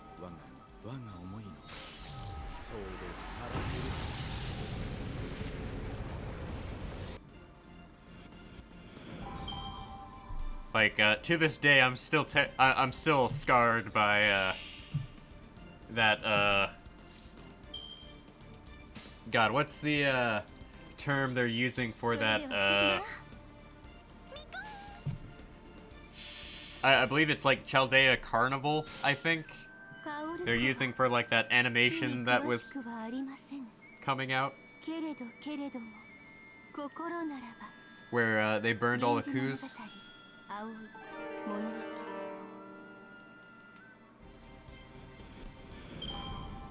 Yeah, I don't burn servants unless I have more than 5 copies of them.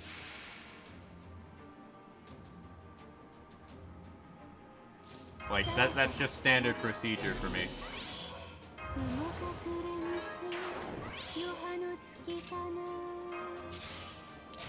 Alright, let's see how much damage my NP5 Murasaki does here.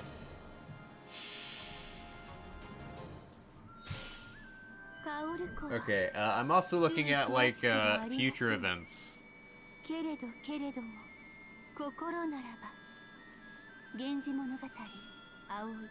Oh, you rage burned Edison? To be fair, Edison is not a servant that I would roll for. Edison has, like, a wet noodle NP, and you almost never see him on raid up.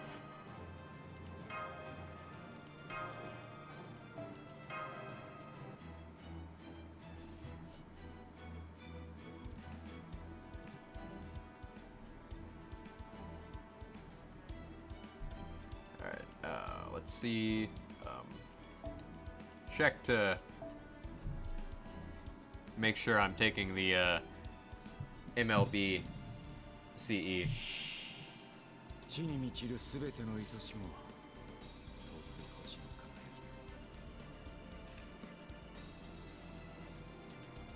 But the real problem with you rage burn Steno when rolling for shooting. Fair. I mean, shooting is one of the best assassins in the game. And she's like the only AoE arts assassin. I think. Fairly certain she's the only AoE arts assassin.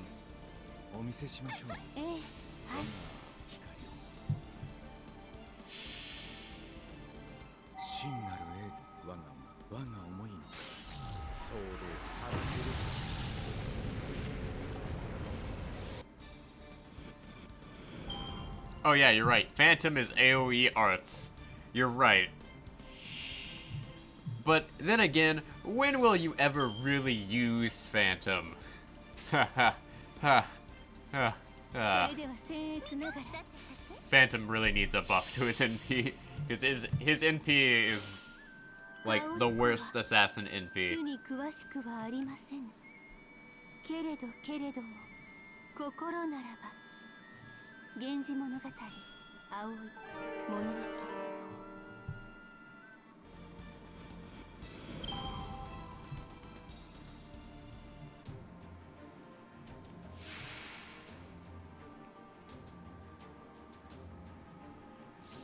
But I'm looking ahead at like the Tokugawa event. No, Phantom cannot loop with the Castoria. Phantom is actually an example of a unit that can't loop with Castoria, because Phantom's NP hit count is so low that it doesn't do enough damage. and it doesn't do enough hits.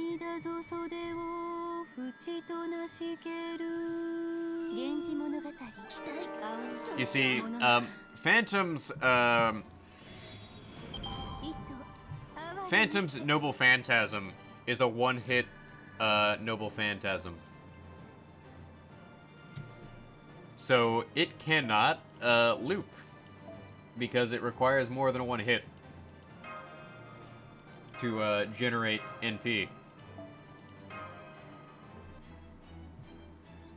So Phantom is so bad that even with Castoria, he can't do much.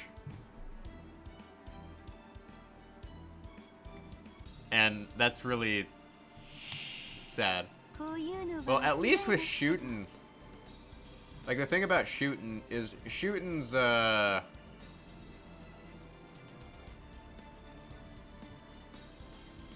how do I put this? Shootin' at least has, like, a ton of gnarly effects on her Noble Phantasm. Like, Shootin' has, like, a defense down, an attack down, an NP down. Like, you name it, it's probably a debuff she has. But then again, assassins are, like, notorious for being poor for looping your NP. Like, look at Scaff. Oh yeah, Da Vinci is also an example of an NP you can't loop with. Like, strangely enough, it's basically all casters and assassins that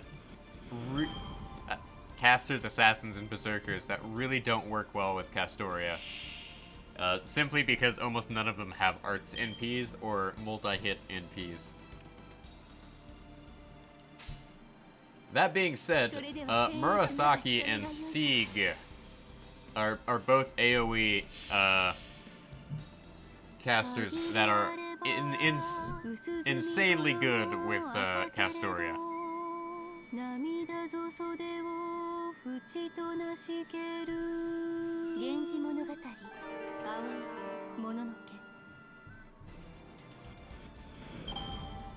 But I'm looking ahead at future events. Like the next event after this, I'm looking at the list here. The next event we have is the CCC rerun.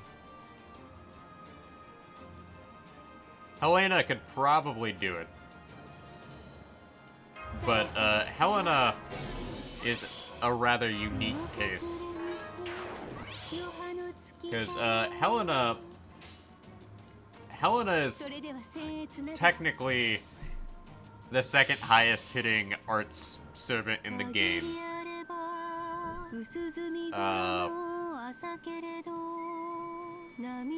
If you take into account the fact that she has a chance-based buff.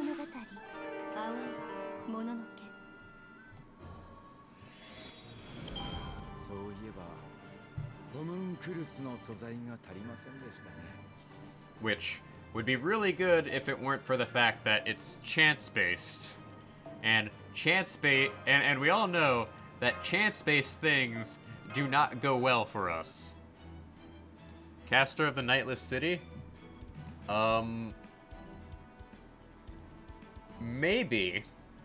Well, let me check here. Because,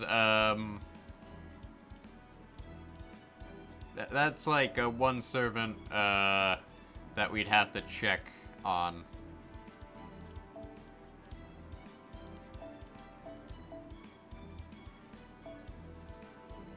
Like, there is a bit of a problem where, Caster of the Nightless City is, kinda weak. But she's also, like, one of the few AoE 5 stars. So, a bit of a mixed bag. Like, I'm fairly certain, as long as you have, like, a higher, a caster with, NP2 or higher, you might be able to do it. Emphasis on might. Yeah.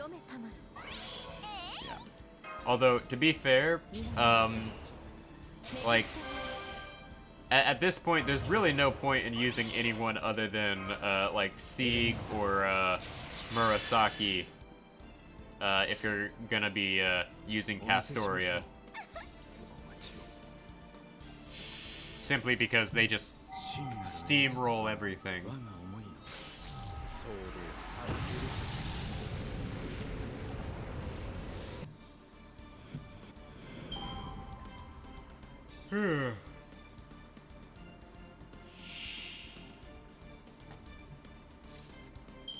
But, let's see here. Case files in April. Gouda Gouda rerun. And in May, there's, okay, it looks like May is gonna be a dead month for us. So, like, there's not really much to plan for this year other than certain events. Oh, but June. Oh, June is gonna be a nightmare. Oh no. I'm looking at June, and I'm like, wait a moment. June is when Lost Belt 3 comes out. Oh no.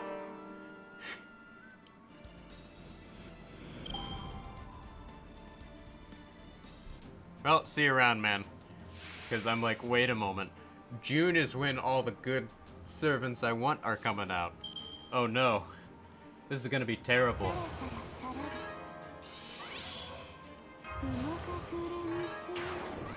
Alright.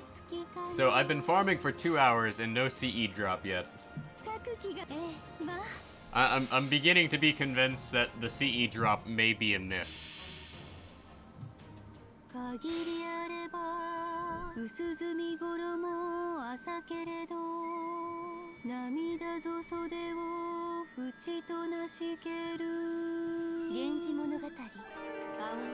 So, that may be a thing. Oh well. Oh wait, I got one! Yes! Hahaha! Finally! It's about time. Like, I look away for 1 second and the CE drop happens. Like, yay. Alright.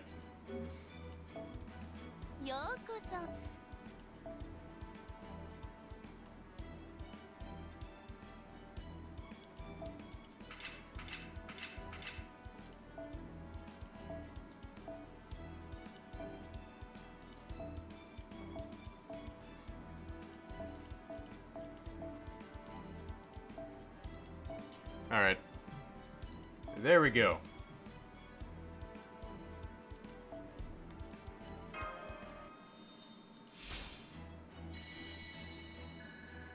And I got lucky there with a super success, but it doesn't really matter.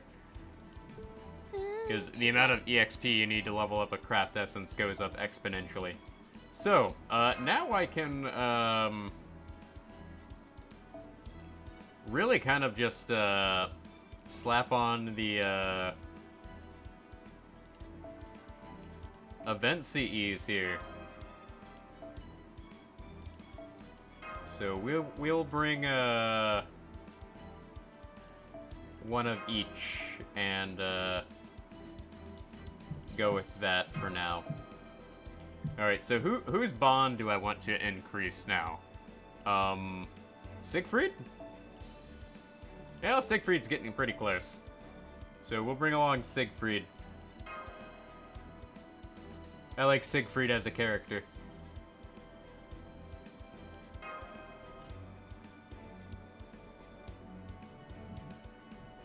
That being said, Siegfried could use more buffs. Like, if they want to make Siegfried really good, give him, like, an NP charge. Like, Sabers need more NP charges. Like, that's my big critique among sabers, is none of them have, like, NP charges. エレメンタルある気がする Like, at the end of the day, my biggest complaint about, お見せしましょう sabers is that they don't have an NP charge. Outside of, like, Mordred and, 我が思いのそう the OG saber.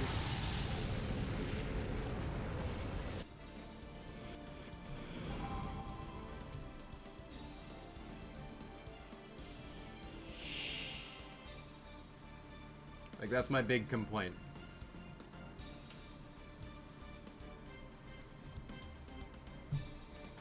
Alright.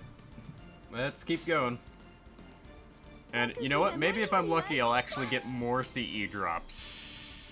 Just to rub salt in the wound that it's taken this long for me to get a CE drop. 主に詳しくはありません。けれども心ならば源氏物語青い物書 Like, the real question is how long will it take me to finish farming this event? Because I have already spent about a good 2 hours today farming this event. So I can only assume that this is gonna take a good another 2 hours.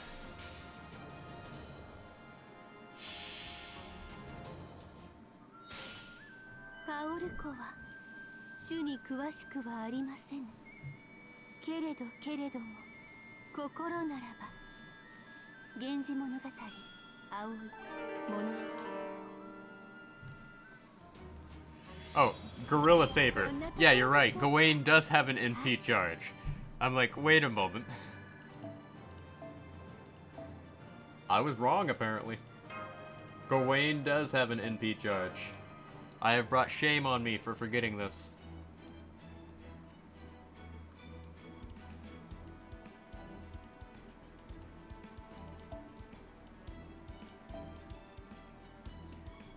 Oh well.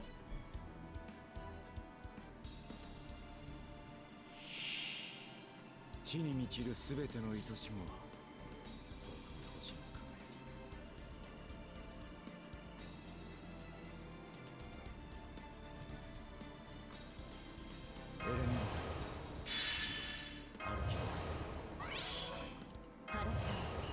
エレメンタルある気がする I mean, at this point, I'll just take whatever I can get from this event.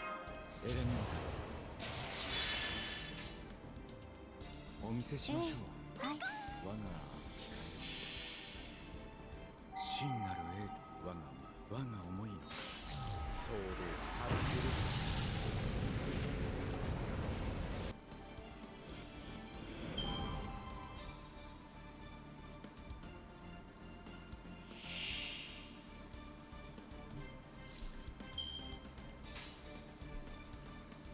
Yeah, I don't think there's more.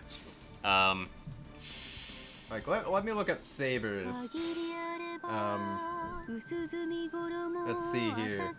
Oh, Nero has an NP charge, but it's a buff she gets later on. Let's see, what else? Oh, Saber Alter gets an NP buff. I mean, gets an NP charge later on. Nero Claudius has a target. Saber Nero gets a targetable one after an NP buff. Bedivere has one, and so does Lancelot, and Suzuka, and Arthur Proto.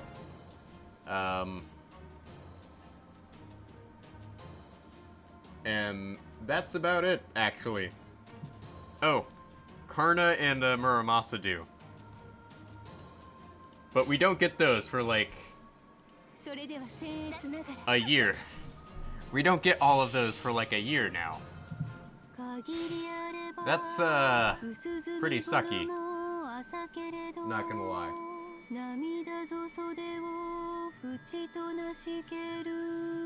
源氏物語葵もののけ。あなたには理解できないでしょ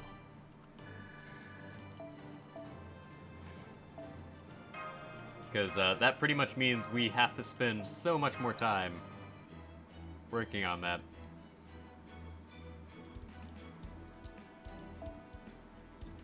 Yeah, I don't think there's any more than that.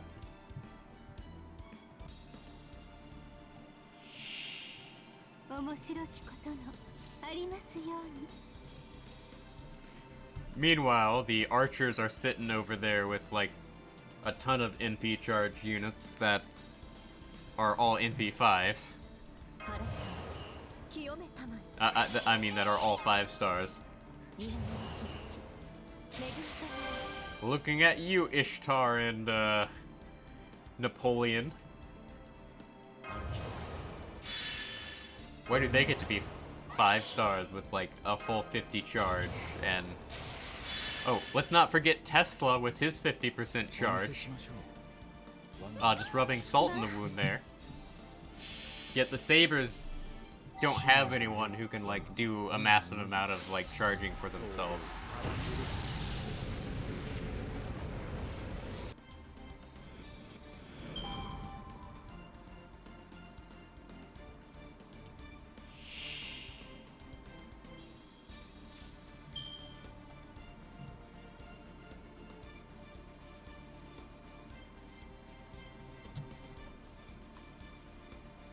So, oh yeah, Gil with his 30 NP charge, and like let's see here, let's take a look at like all the archers with an NP charge. Uriel, Gilgamesh, Arash, Tesla, Arjuna, Ishtar. Chloe, Moriarty, Helena Archer, Attila the Santa,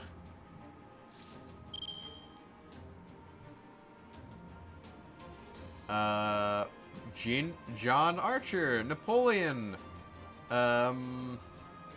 Paris, and Ilya Archer. So yeah, like a good chunk of like the archer class can charge themselves. A good chunk of them. But Gil kind of doesn't need a buff. I mean, at this point, they're never gonna buff him again. Because Gil has kind of gotten to a point where they've had him on rate up enough to where they're not gonna buff him anymore. Like I know the Lancer class has like not a lot of units that can charge themselves. I mean, there's 1, 2, 3, 4, 5, 6, 7, 8-ish servants that can sort of buff themselves. I mean, the thing is they don't really need to buff Gil anymore. And I think they've gone on record that after his, like, well, after this next Gil Fest, they're, not gonna buff him anymore. What they give Gil is they just keep redoing his, NP animations. Like, Gil doesn't get a buff anymore. He just gets new NP animations. Like, that's his buff. NP animations count as a buff now.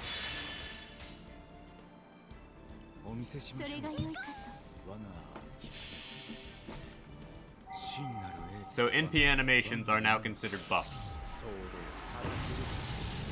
Well, well, new servant animations are considered buffs.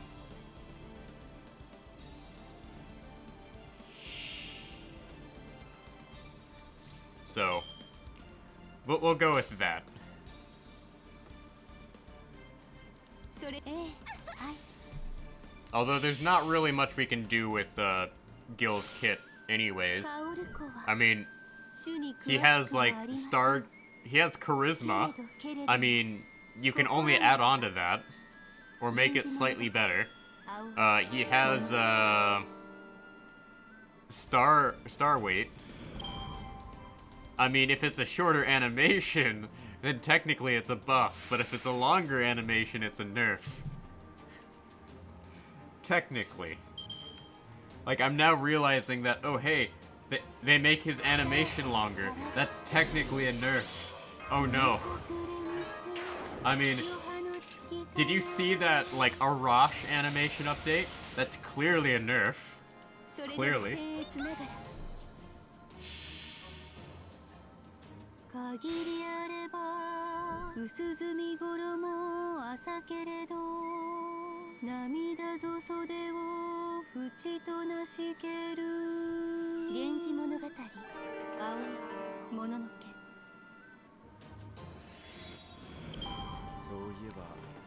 So, technically, that's both a buff and a, debuff.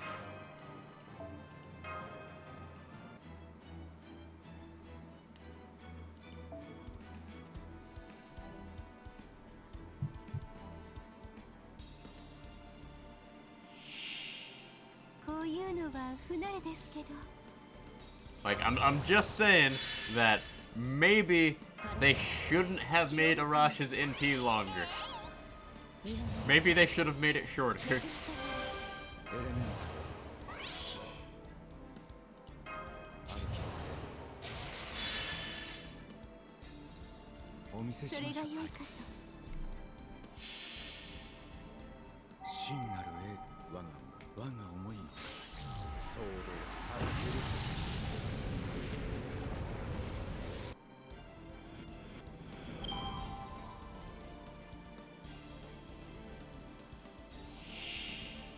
So we are frame perfect farming now. Like we are going to farm speedrun for now on. We have every single servant in the game. We are going to calculate the exact amount of time it takes to farm something, and then we are going to speed farm it. Any time lost is currency lost.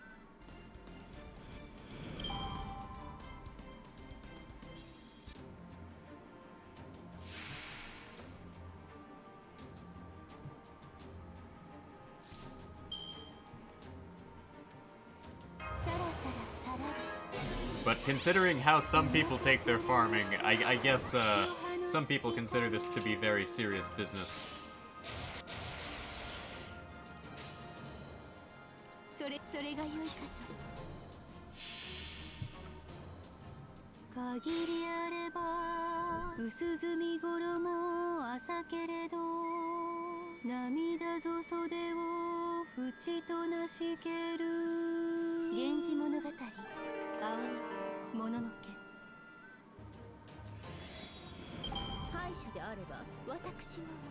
Alright, so, how much, more do I need in, points here? Okay, so it should only take about a good 20 more minutes to finish farming this, and, oh yeah, that'd be a terrible spreadsheet to make, but it'd be fun to look at.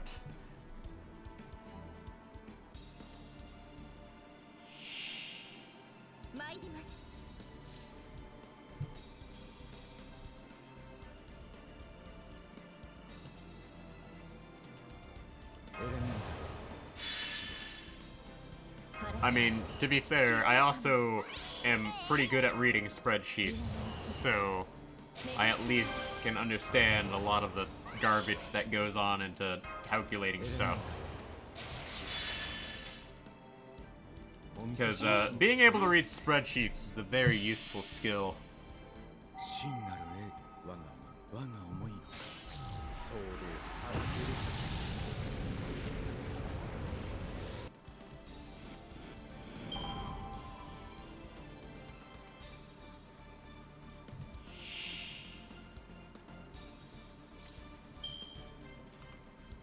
Alright. 各機がはい But this event is kind of, kind of a dead week for a lot of us. Because, after this, like, the only thing I'm gonna do is, like, farm off of natural AP and, God, what's the... What else is there to do? Oh yeah, get the, Valentines CEs.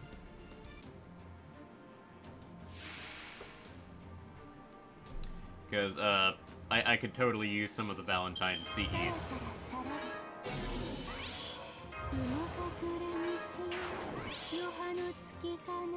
But this event is one of those events that, I don't think DW, like, put a lot of effort into making the nodes. I think DW really just wanted this event to focus on, God, what's it called? The voiced CEs. I mean, voiced cutscenes.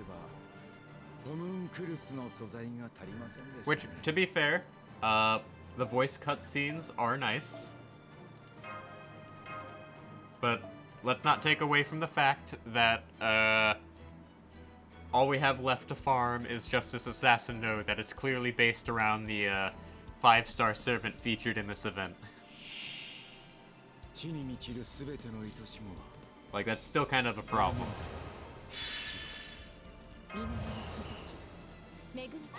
So, that's certainly a thing.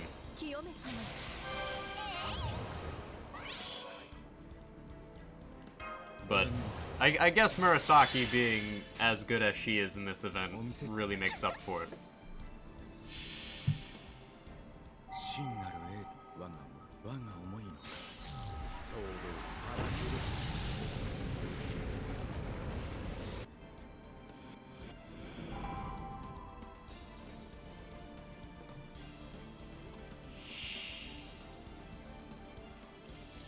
Alright. So, I'm really kind of just interested in getting this out of the way, because I have been doing this for 2.5 hours now.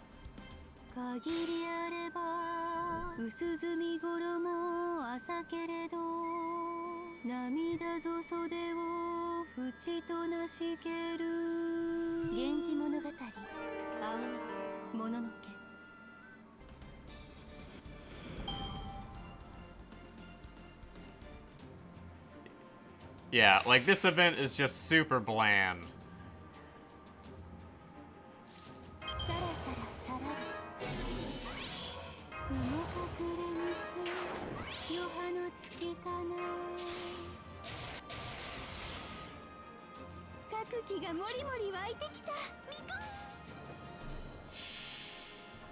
Yeah, this event has turned into a dead week pretty quick. けれどけれども心ならば源氏物語葵もののけ意図哀れにて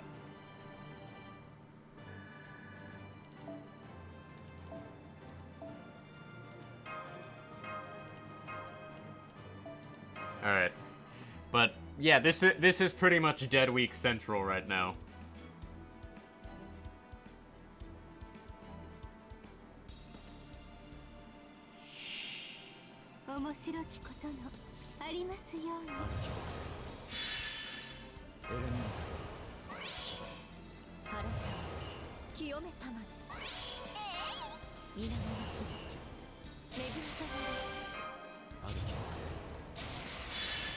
Alright, so let's keep going here. But this event is also the first time I've actually gone out of my way to use Paracelsus.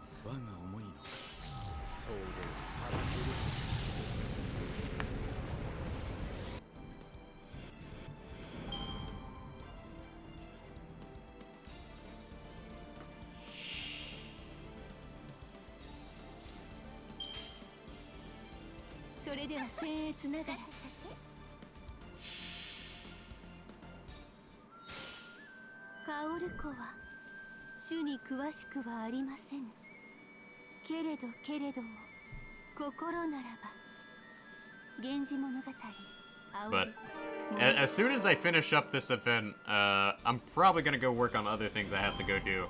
Because one of the things about this event that is really gonna get to me is the fact that I have several hundred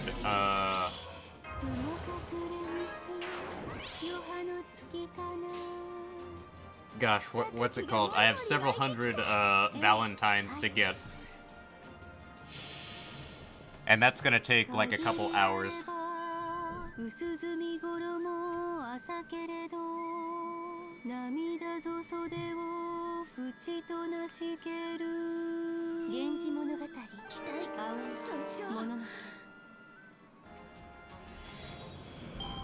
そういえばホムンクルスの素材が足りませんでしたね。Because I also have work tomorrow, so I have to go out of my way to do that. Well, I have to get ready for that.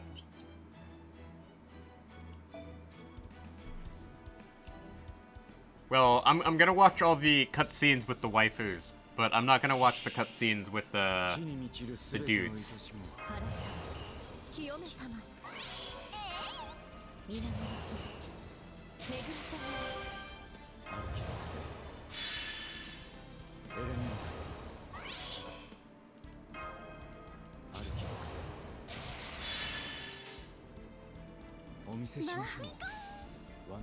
Because obviously I'm only interested in the waifus. All the male servants I have, I just happen to have obtained over time.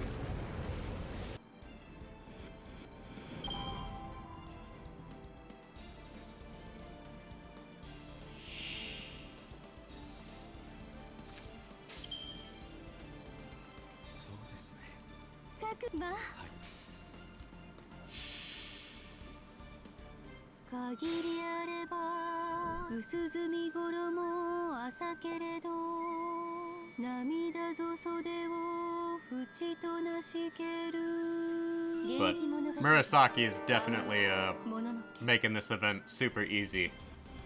Does Murasaki make this event pointless? Yeah, she kind of does. Not gonna lie.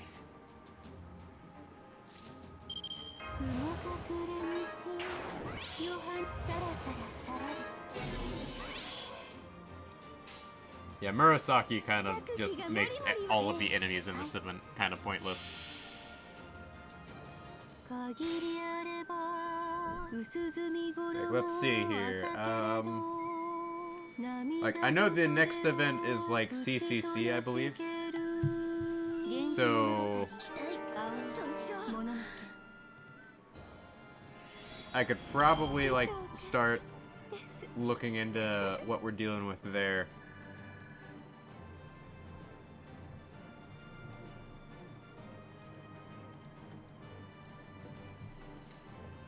Like, the final free quests in, like, CCC, from what I remember, were pretty terrible. So, I'll definitely need to prepare for that ahead of time.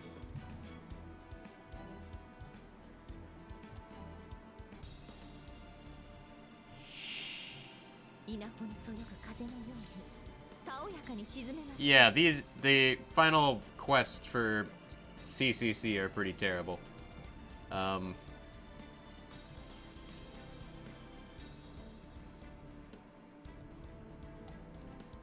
Like, let's see here, event bonuses.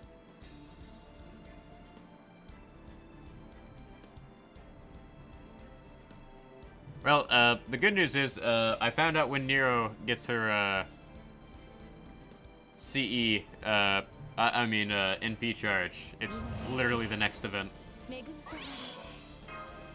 So, that's good.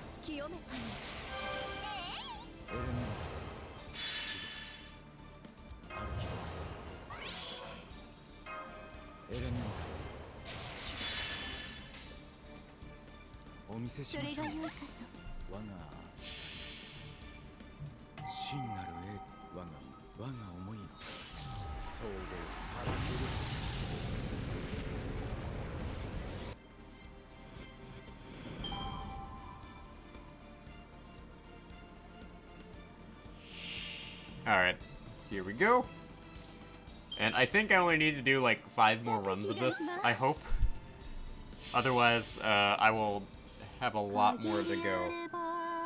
薄墨衣朝けれど涙ぞ袖を縁となしける源氏物語青いもののけ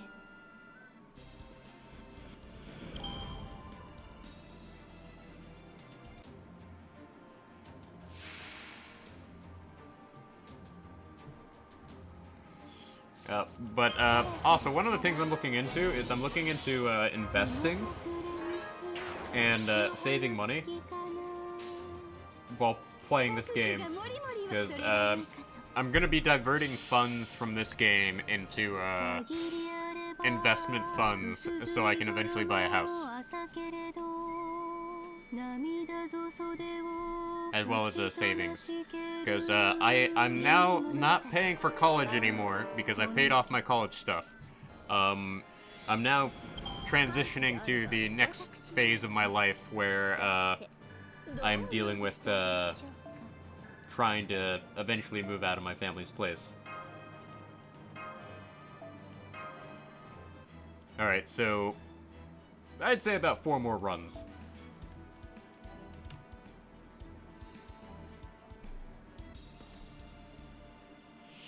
Because I've been looking into like getting my own plot of land and like actually having my own house built. Because I've done the math, at least here in my state. It would actually be cheaper for me to get my own plot of land and then build my own house on it rather than actually buy a place or an apartment.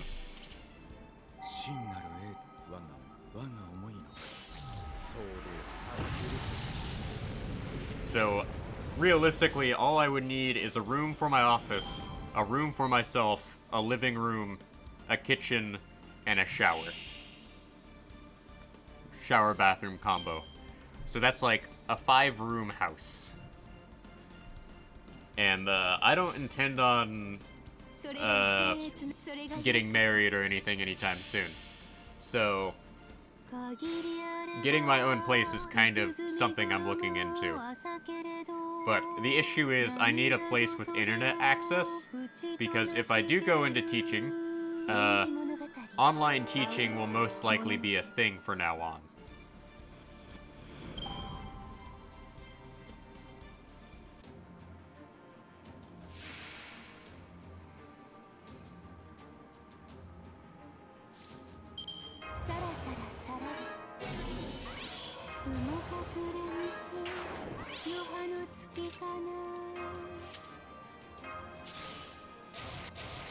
Alright. Because, one of the things that has recently caught my attention was the whole, like, tiny house movement. Like, I like the idea of tiny houses, but, they're not practical. Especially for somebody who has a ton of stuff. And, I have a ton of stuff. So, an actual house is kind of the way to go for me. But, learning how to build my own place would actually be something that'd be nice.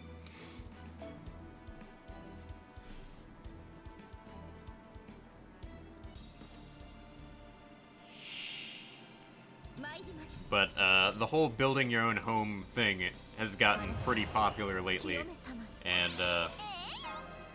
it's definitely something I'm interested in.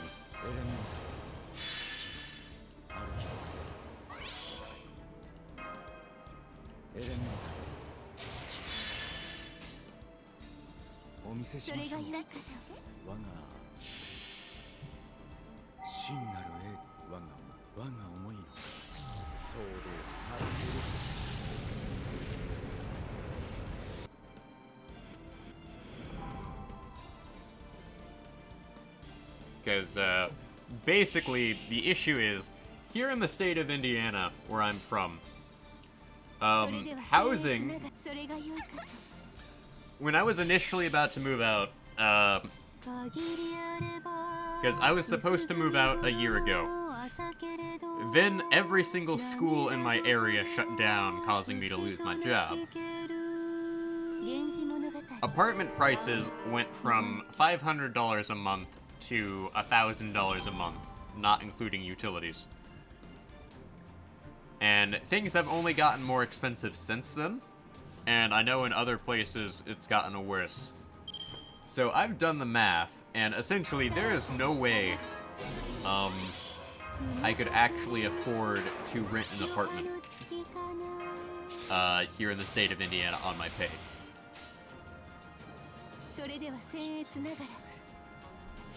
So, my best bet is to save up money for now and eventually purchase my own house. Or land and then build house.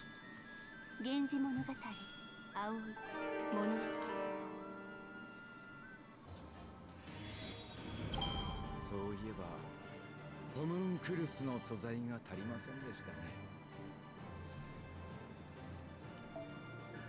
And I have leveled up. Oh hey, my max AP increased to 142. Nice. Alright. So I should, after doing these next 3 runs, have finished getting all of the point bonuses.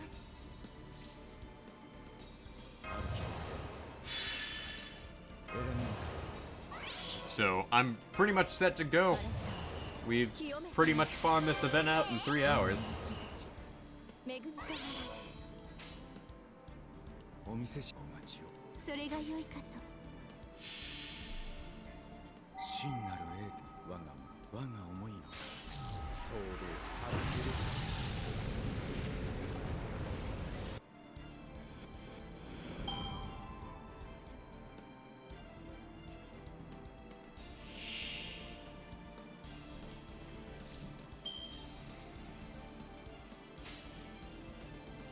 気がもりもり湧いてきた。限りあれば薄墨衣朝けれど涙ぞ袖を淵となしける源氏物語青いもののけ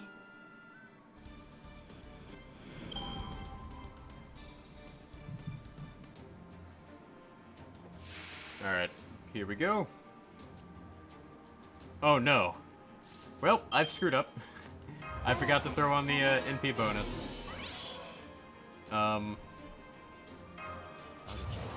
Well, I've screwed up already. Oh well. Sucks to be me.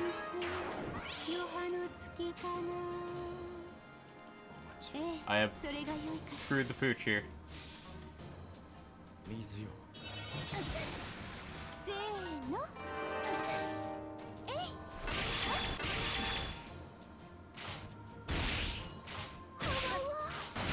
Oh well. I've already screwed up towards the very end. それが良いかと。カオルコは主に詳しくはありません。けれども心ならば源氏物語青い期待物の損傷。 こんなところでしょうか。はい。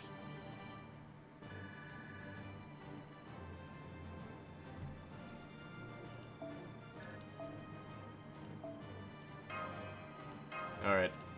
I need this lore because I'm like down to like 2 lores.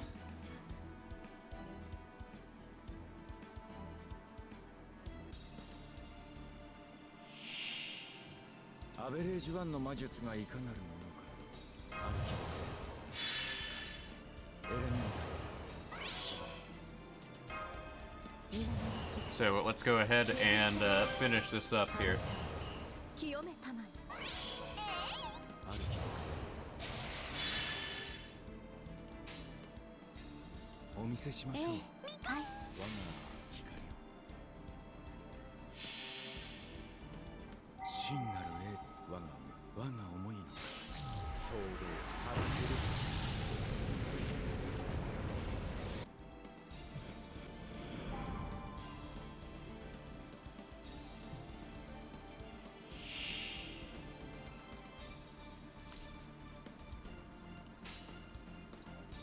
各機がもりもり湧いてきた。限りあれば薄墨衣朝けれど涙ぞ袖を淵となしける。源氏物語青いもののけ。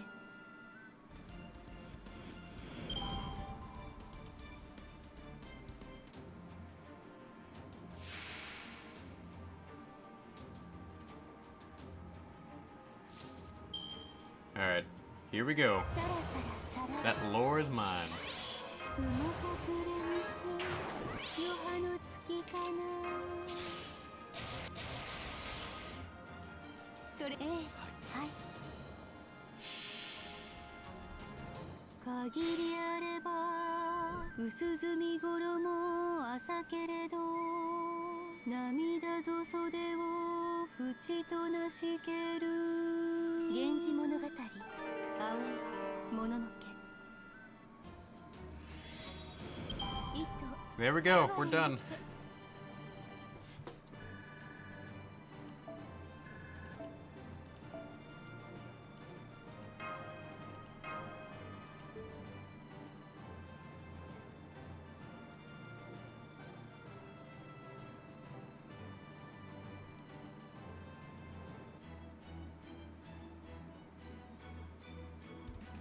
Alright, so let's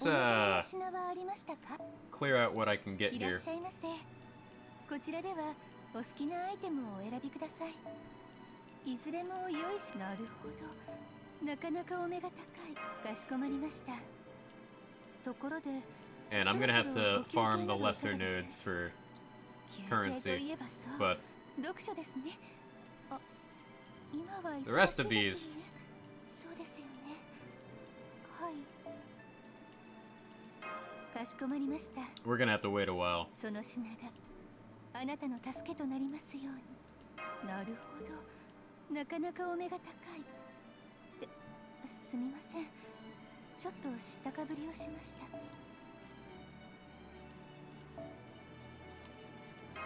なるほど。なかなかお目が高い。すみません。ちょっと知ったかしこまりました。ところで、そろそろなるほど。なかなかお目が高い。すみません。ちょっと知ったかぶりをしました。 Alright, so let's go ahead and set up my team for brush farming. So at this point,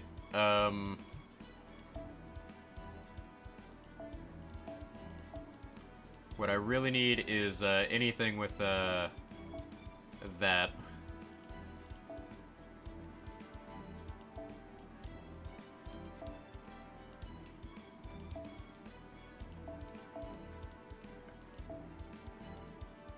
Alright, so sabers.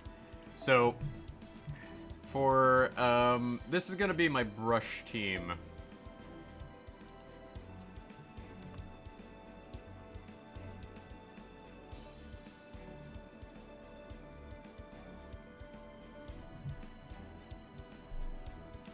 Alright. So this is gonna be brush farming.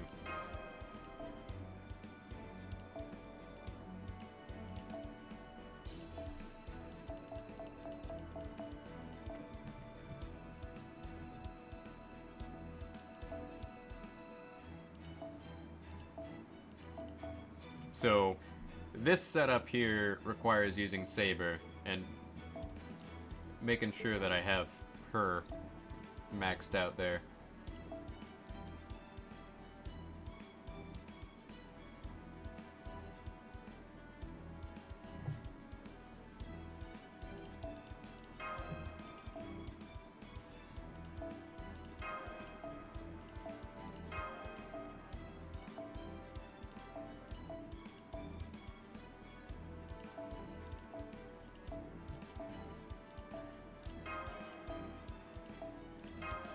Alright, so, let's bring along, Blackbeard. So, this is gonna be my, team for farming,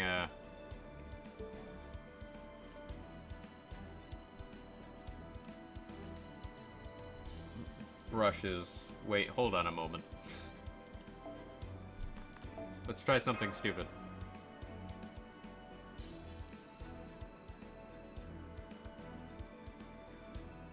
No. That's not gonna work.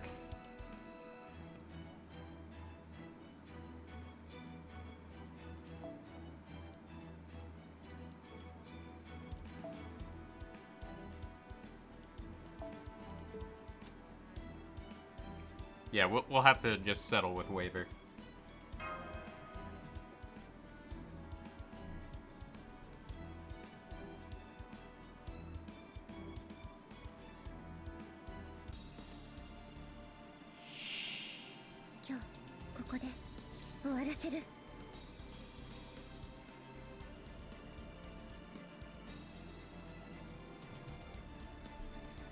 Alright. So, here is my saber setup.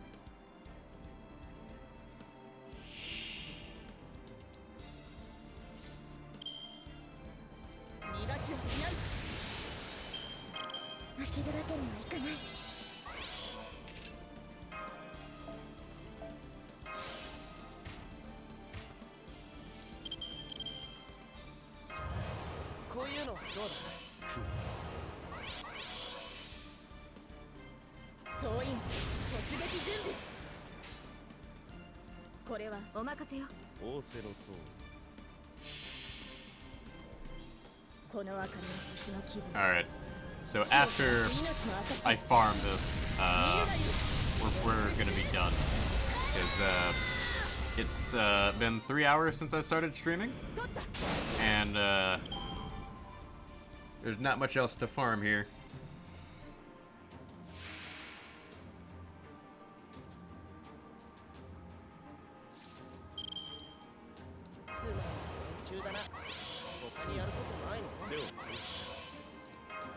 Honestly, it might be easier just to do a double Tamamo setup here.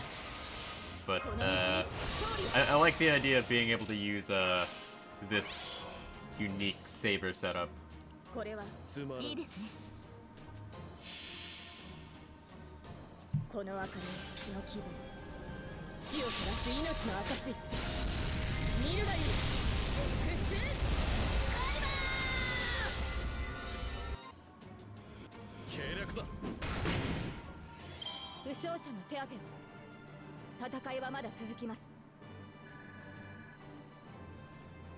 Alright, there we go. And that's a lot of brushes. Okay, that's exactly what we need. So let's go ahead and set up my other setup here.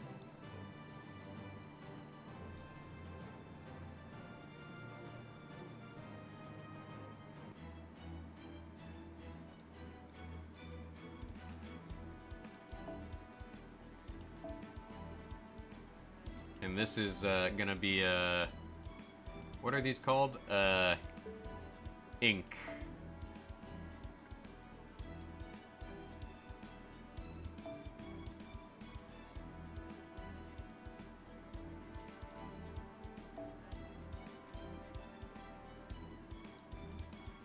So let's try and find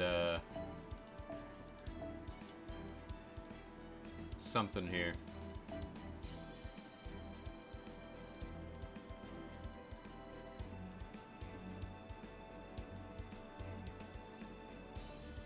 You know what? At this point, none of the people on my friends list are putting up event CEs. We'll just take Scotty, and this is gonna be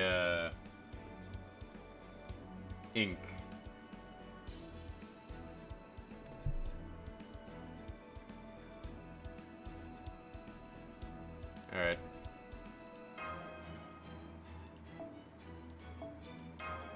So, let's see here. Caster.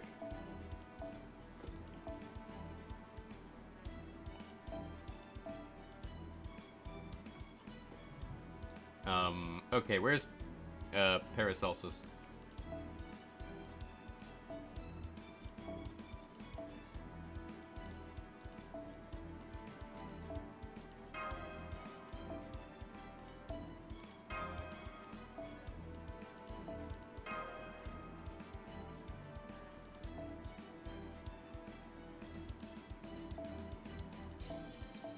And we'll throw Angra on the back line.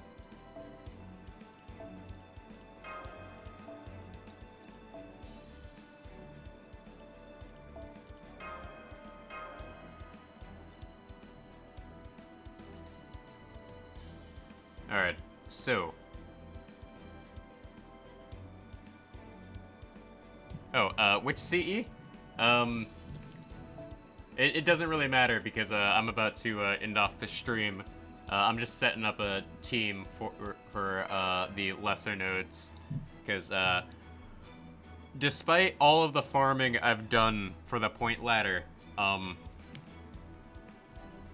do not have enough of the shop currency for anything.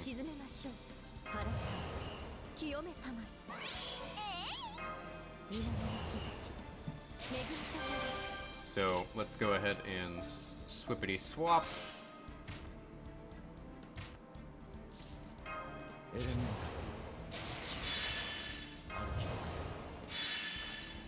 Because I'm setting up teams for currency farming.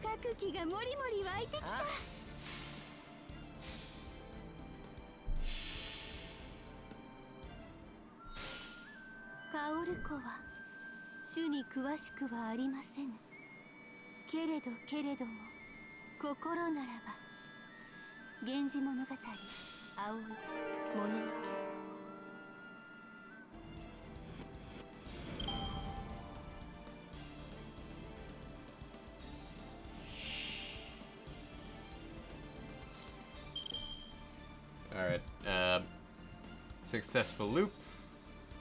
There we go. Like, I'm not sure if I actually need to bring Waver for this, because this is a caster node. So caster nodes really don't take a lot to loop on.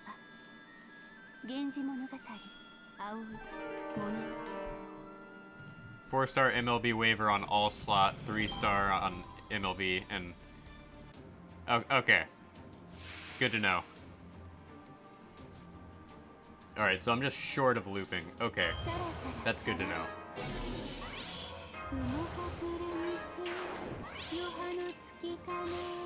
So I guess this will be my setup for dealing with the casters. Alright. So as soon as I finish this node here, we're gonna end off. Because,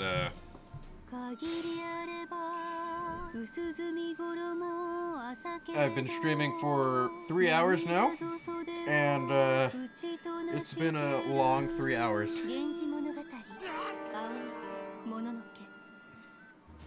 Because this has been pretty brutal for farming.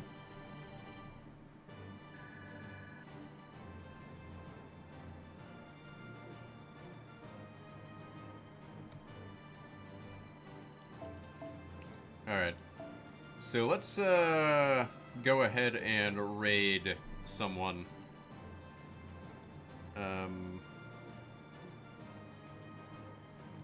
I'll just go ahead and raid Mist.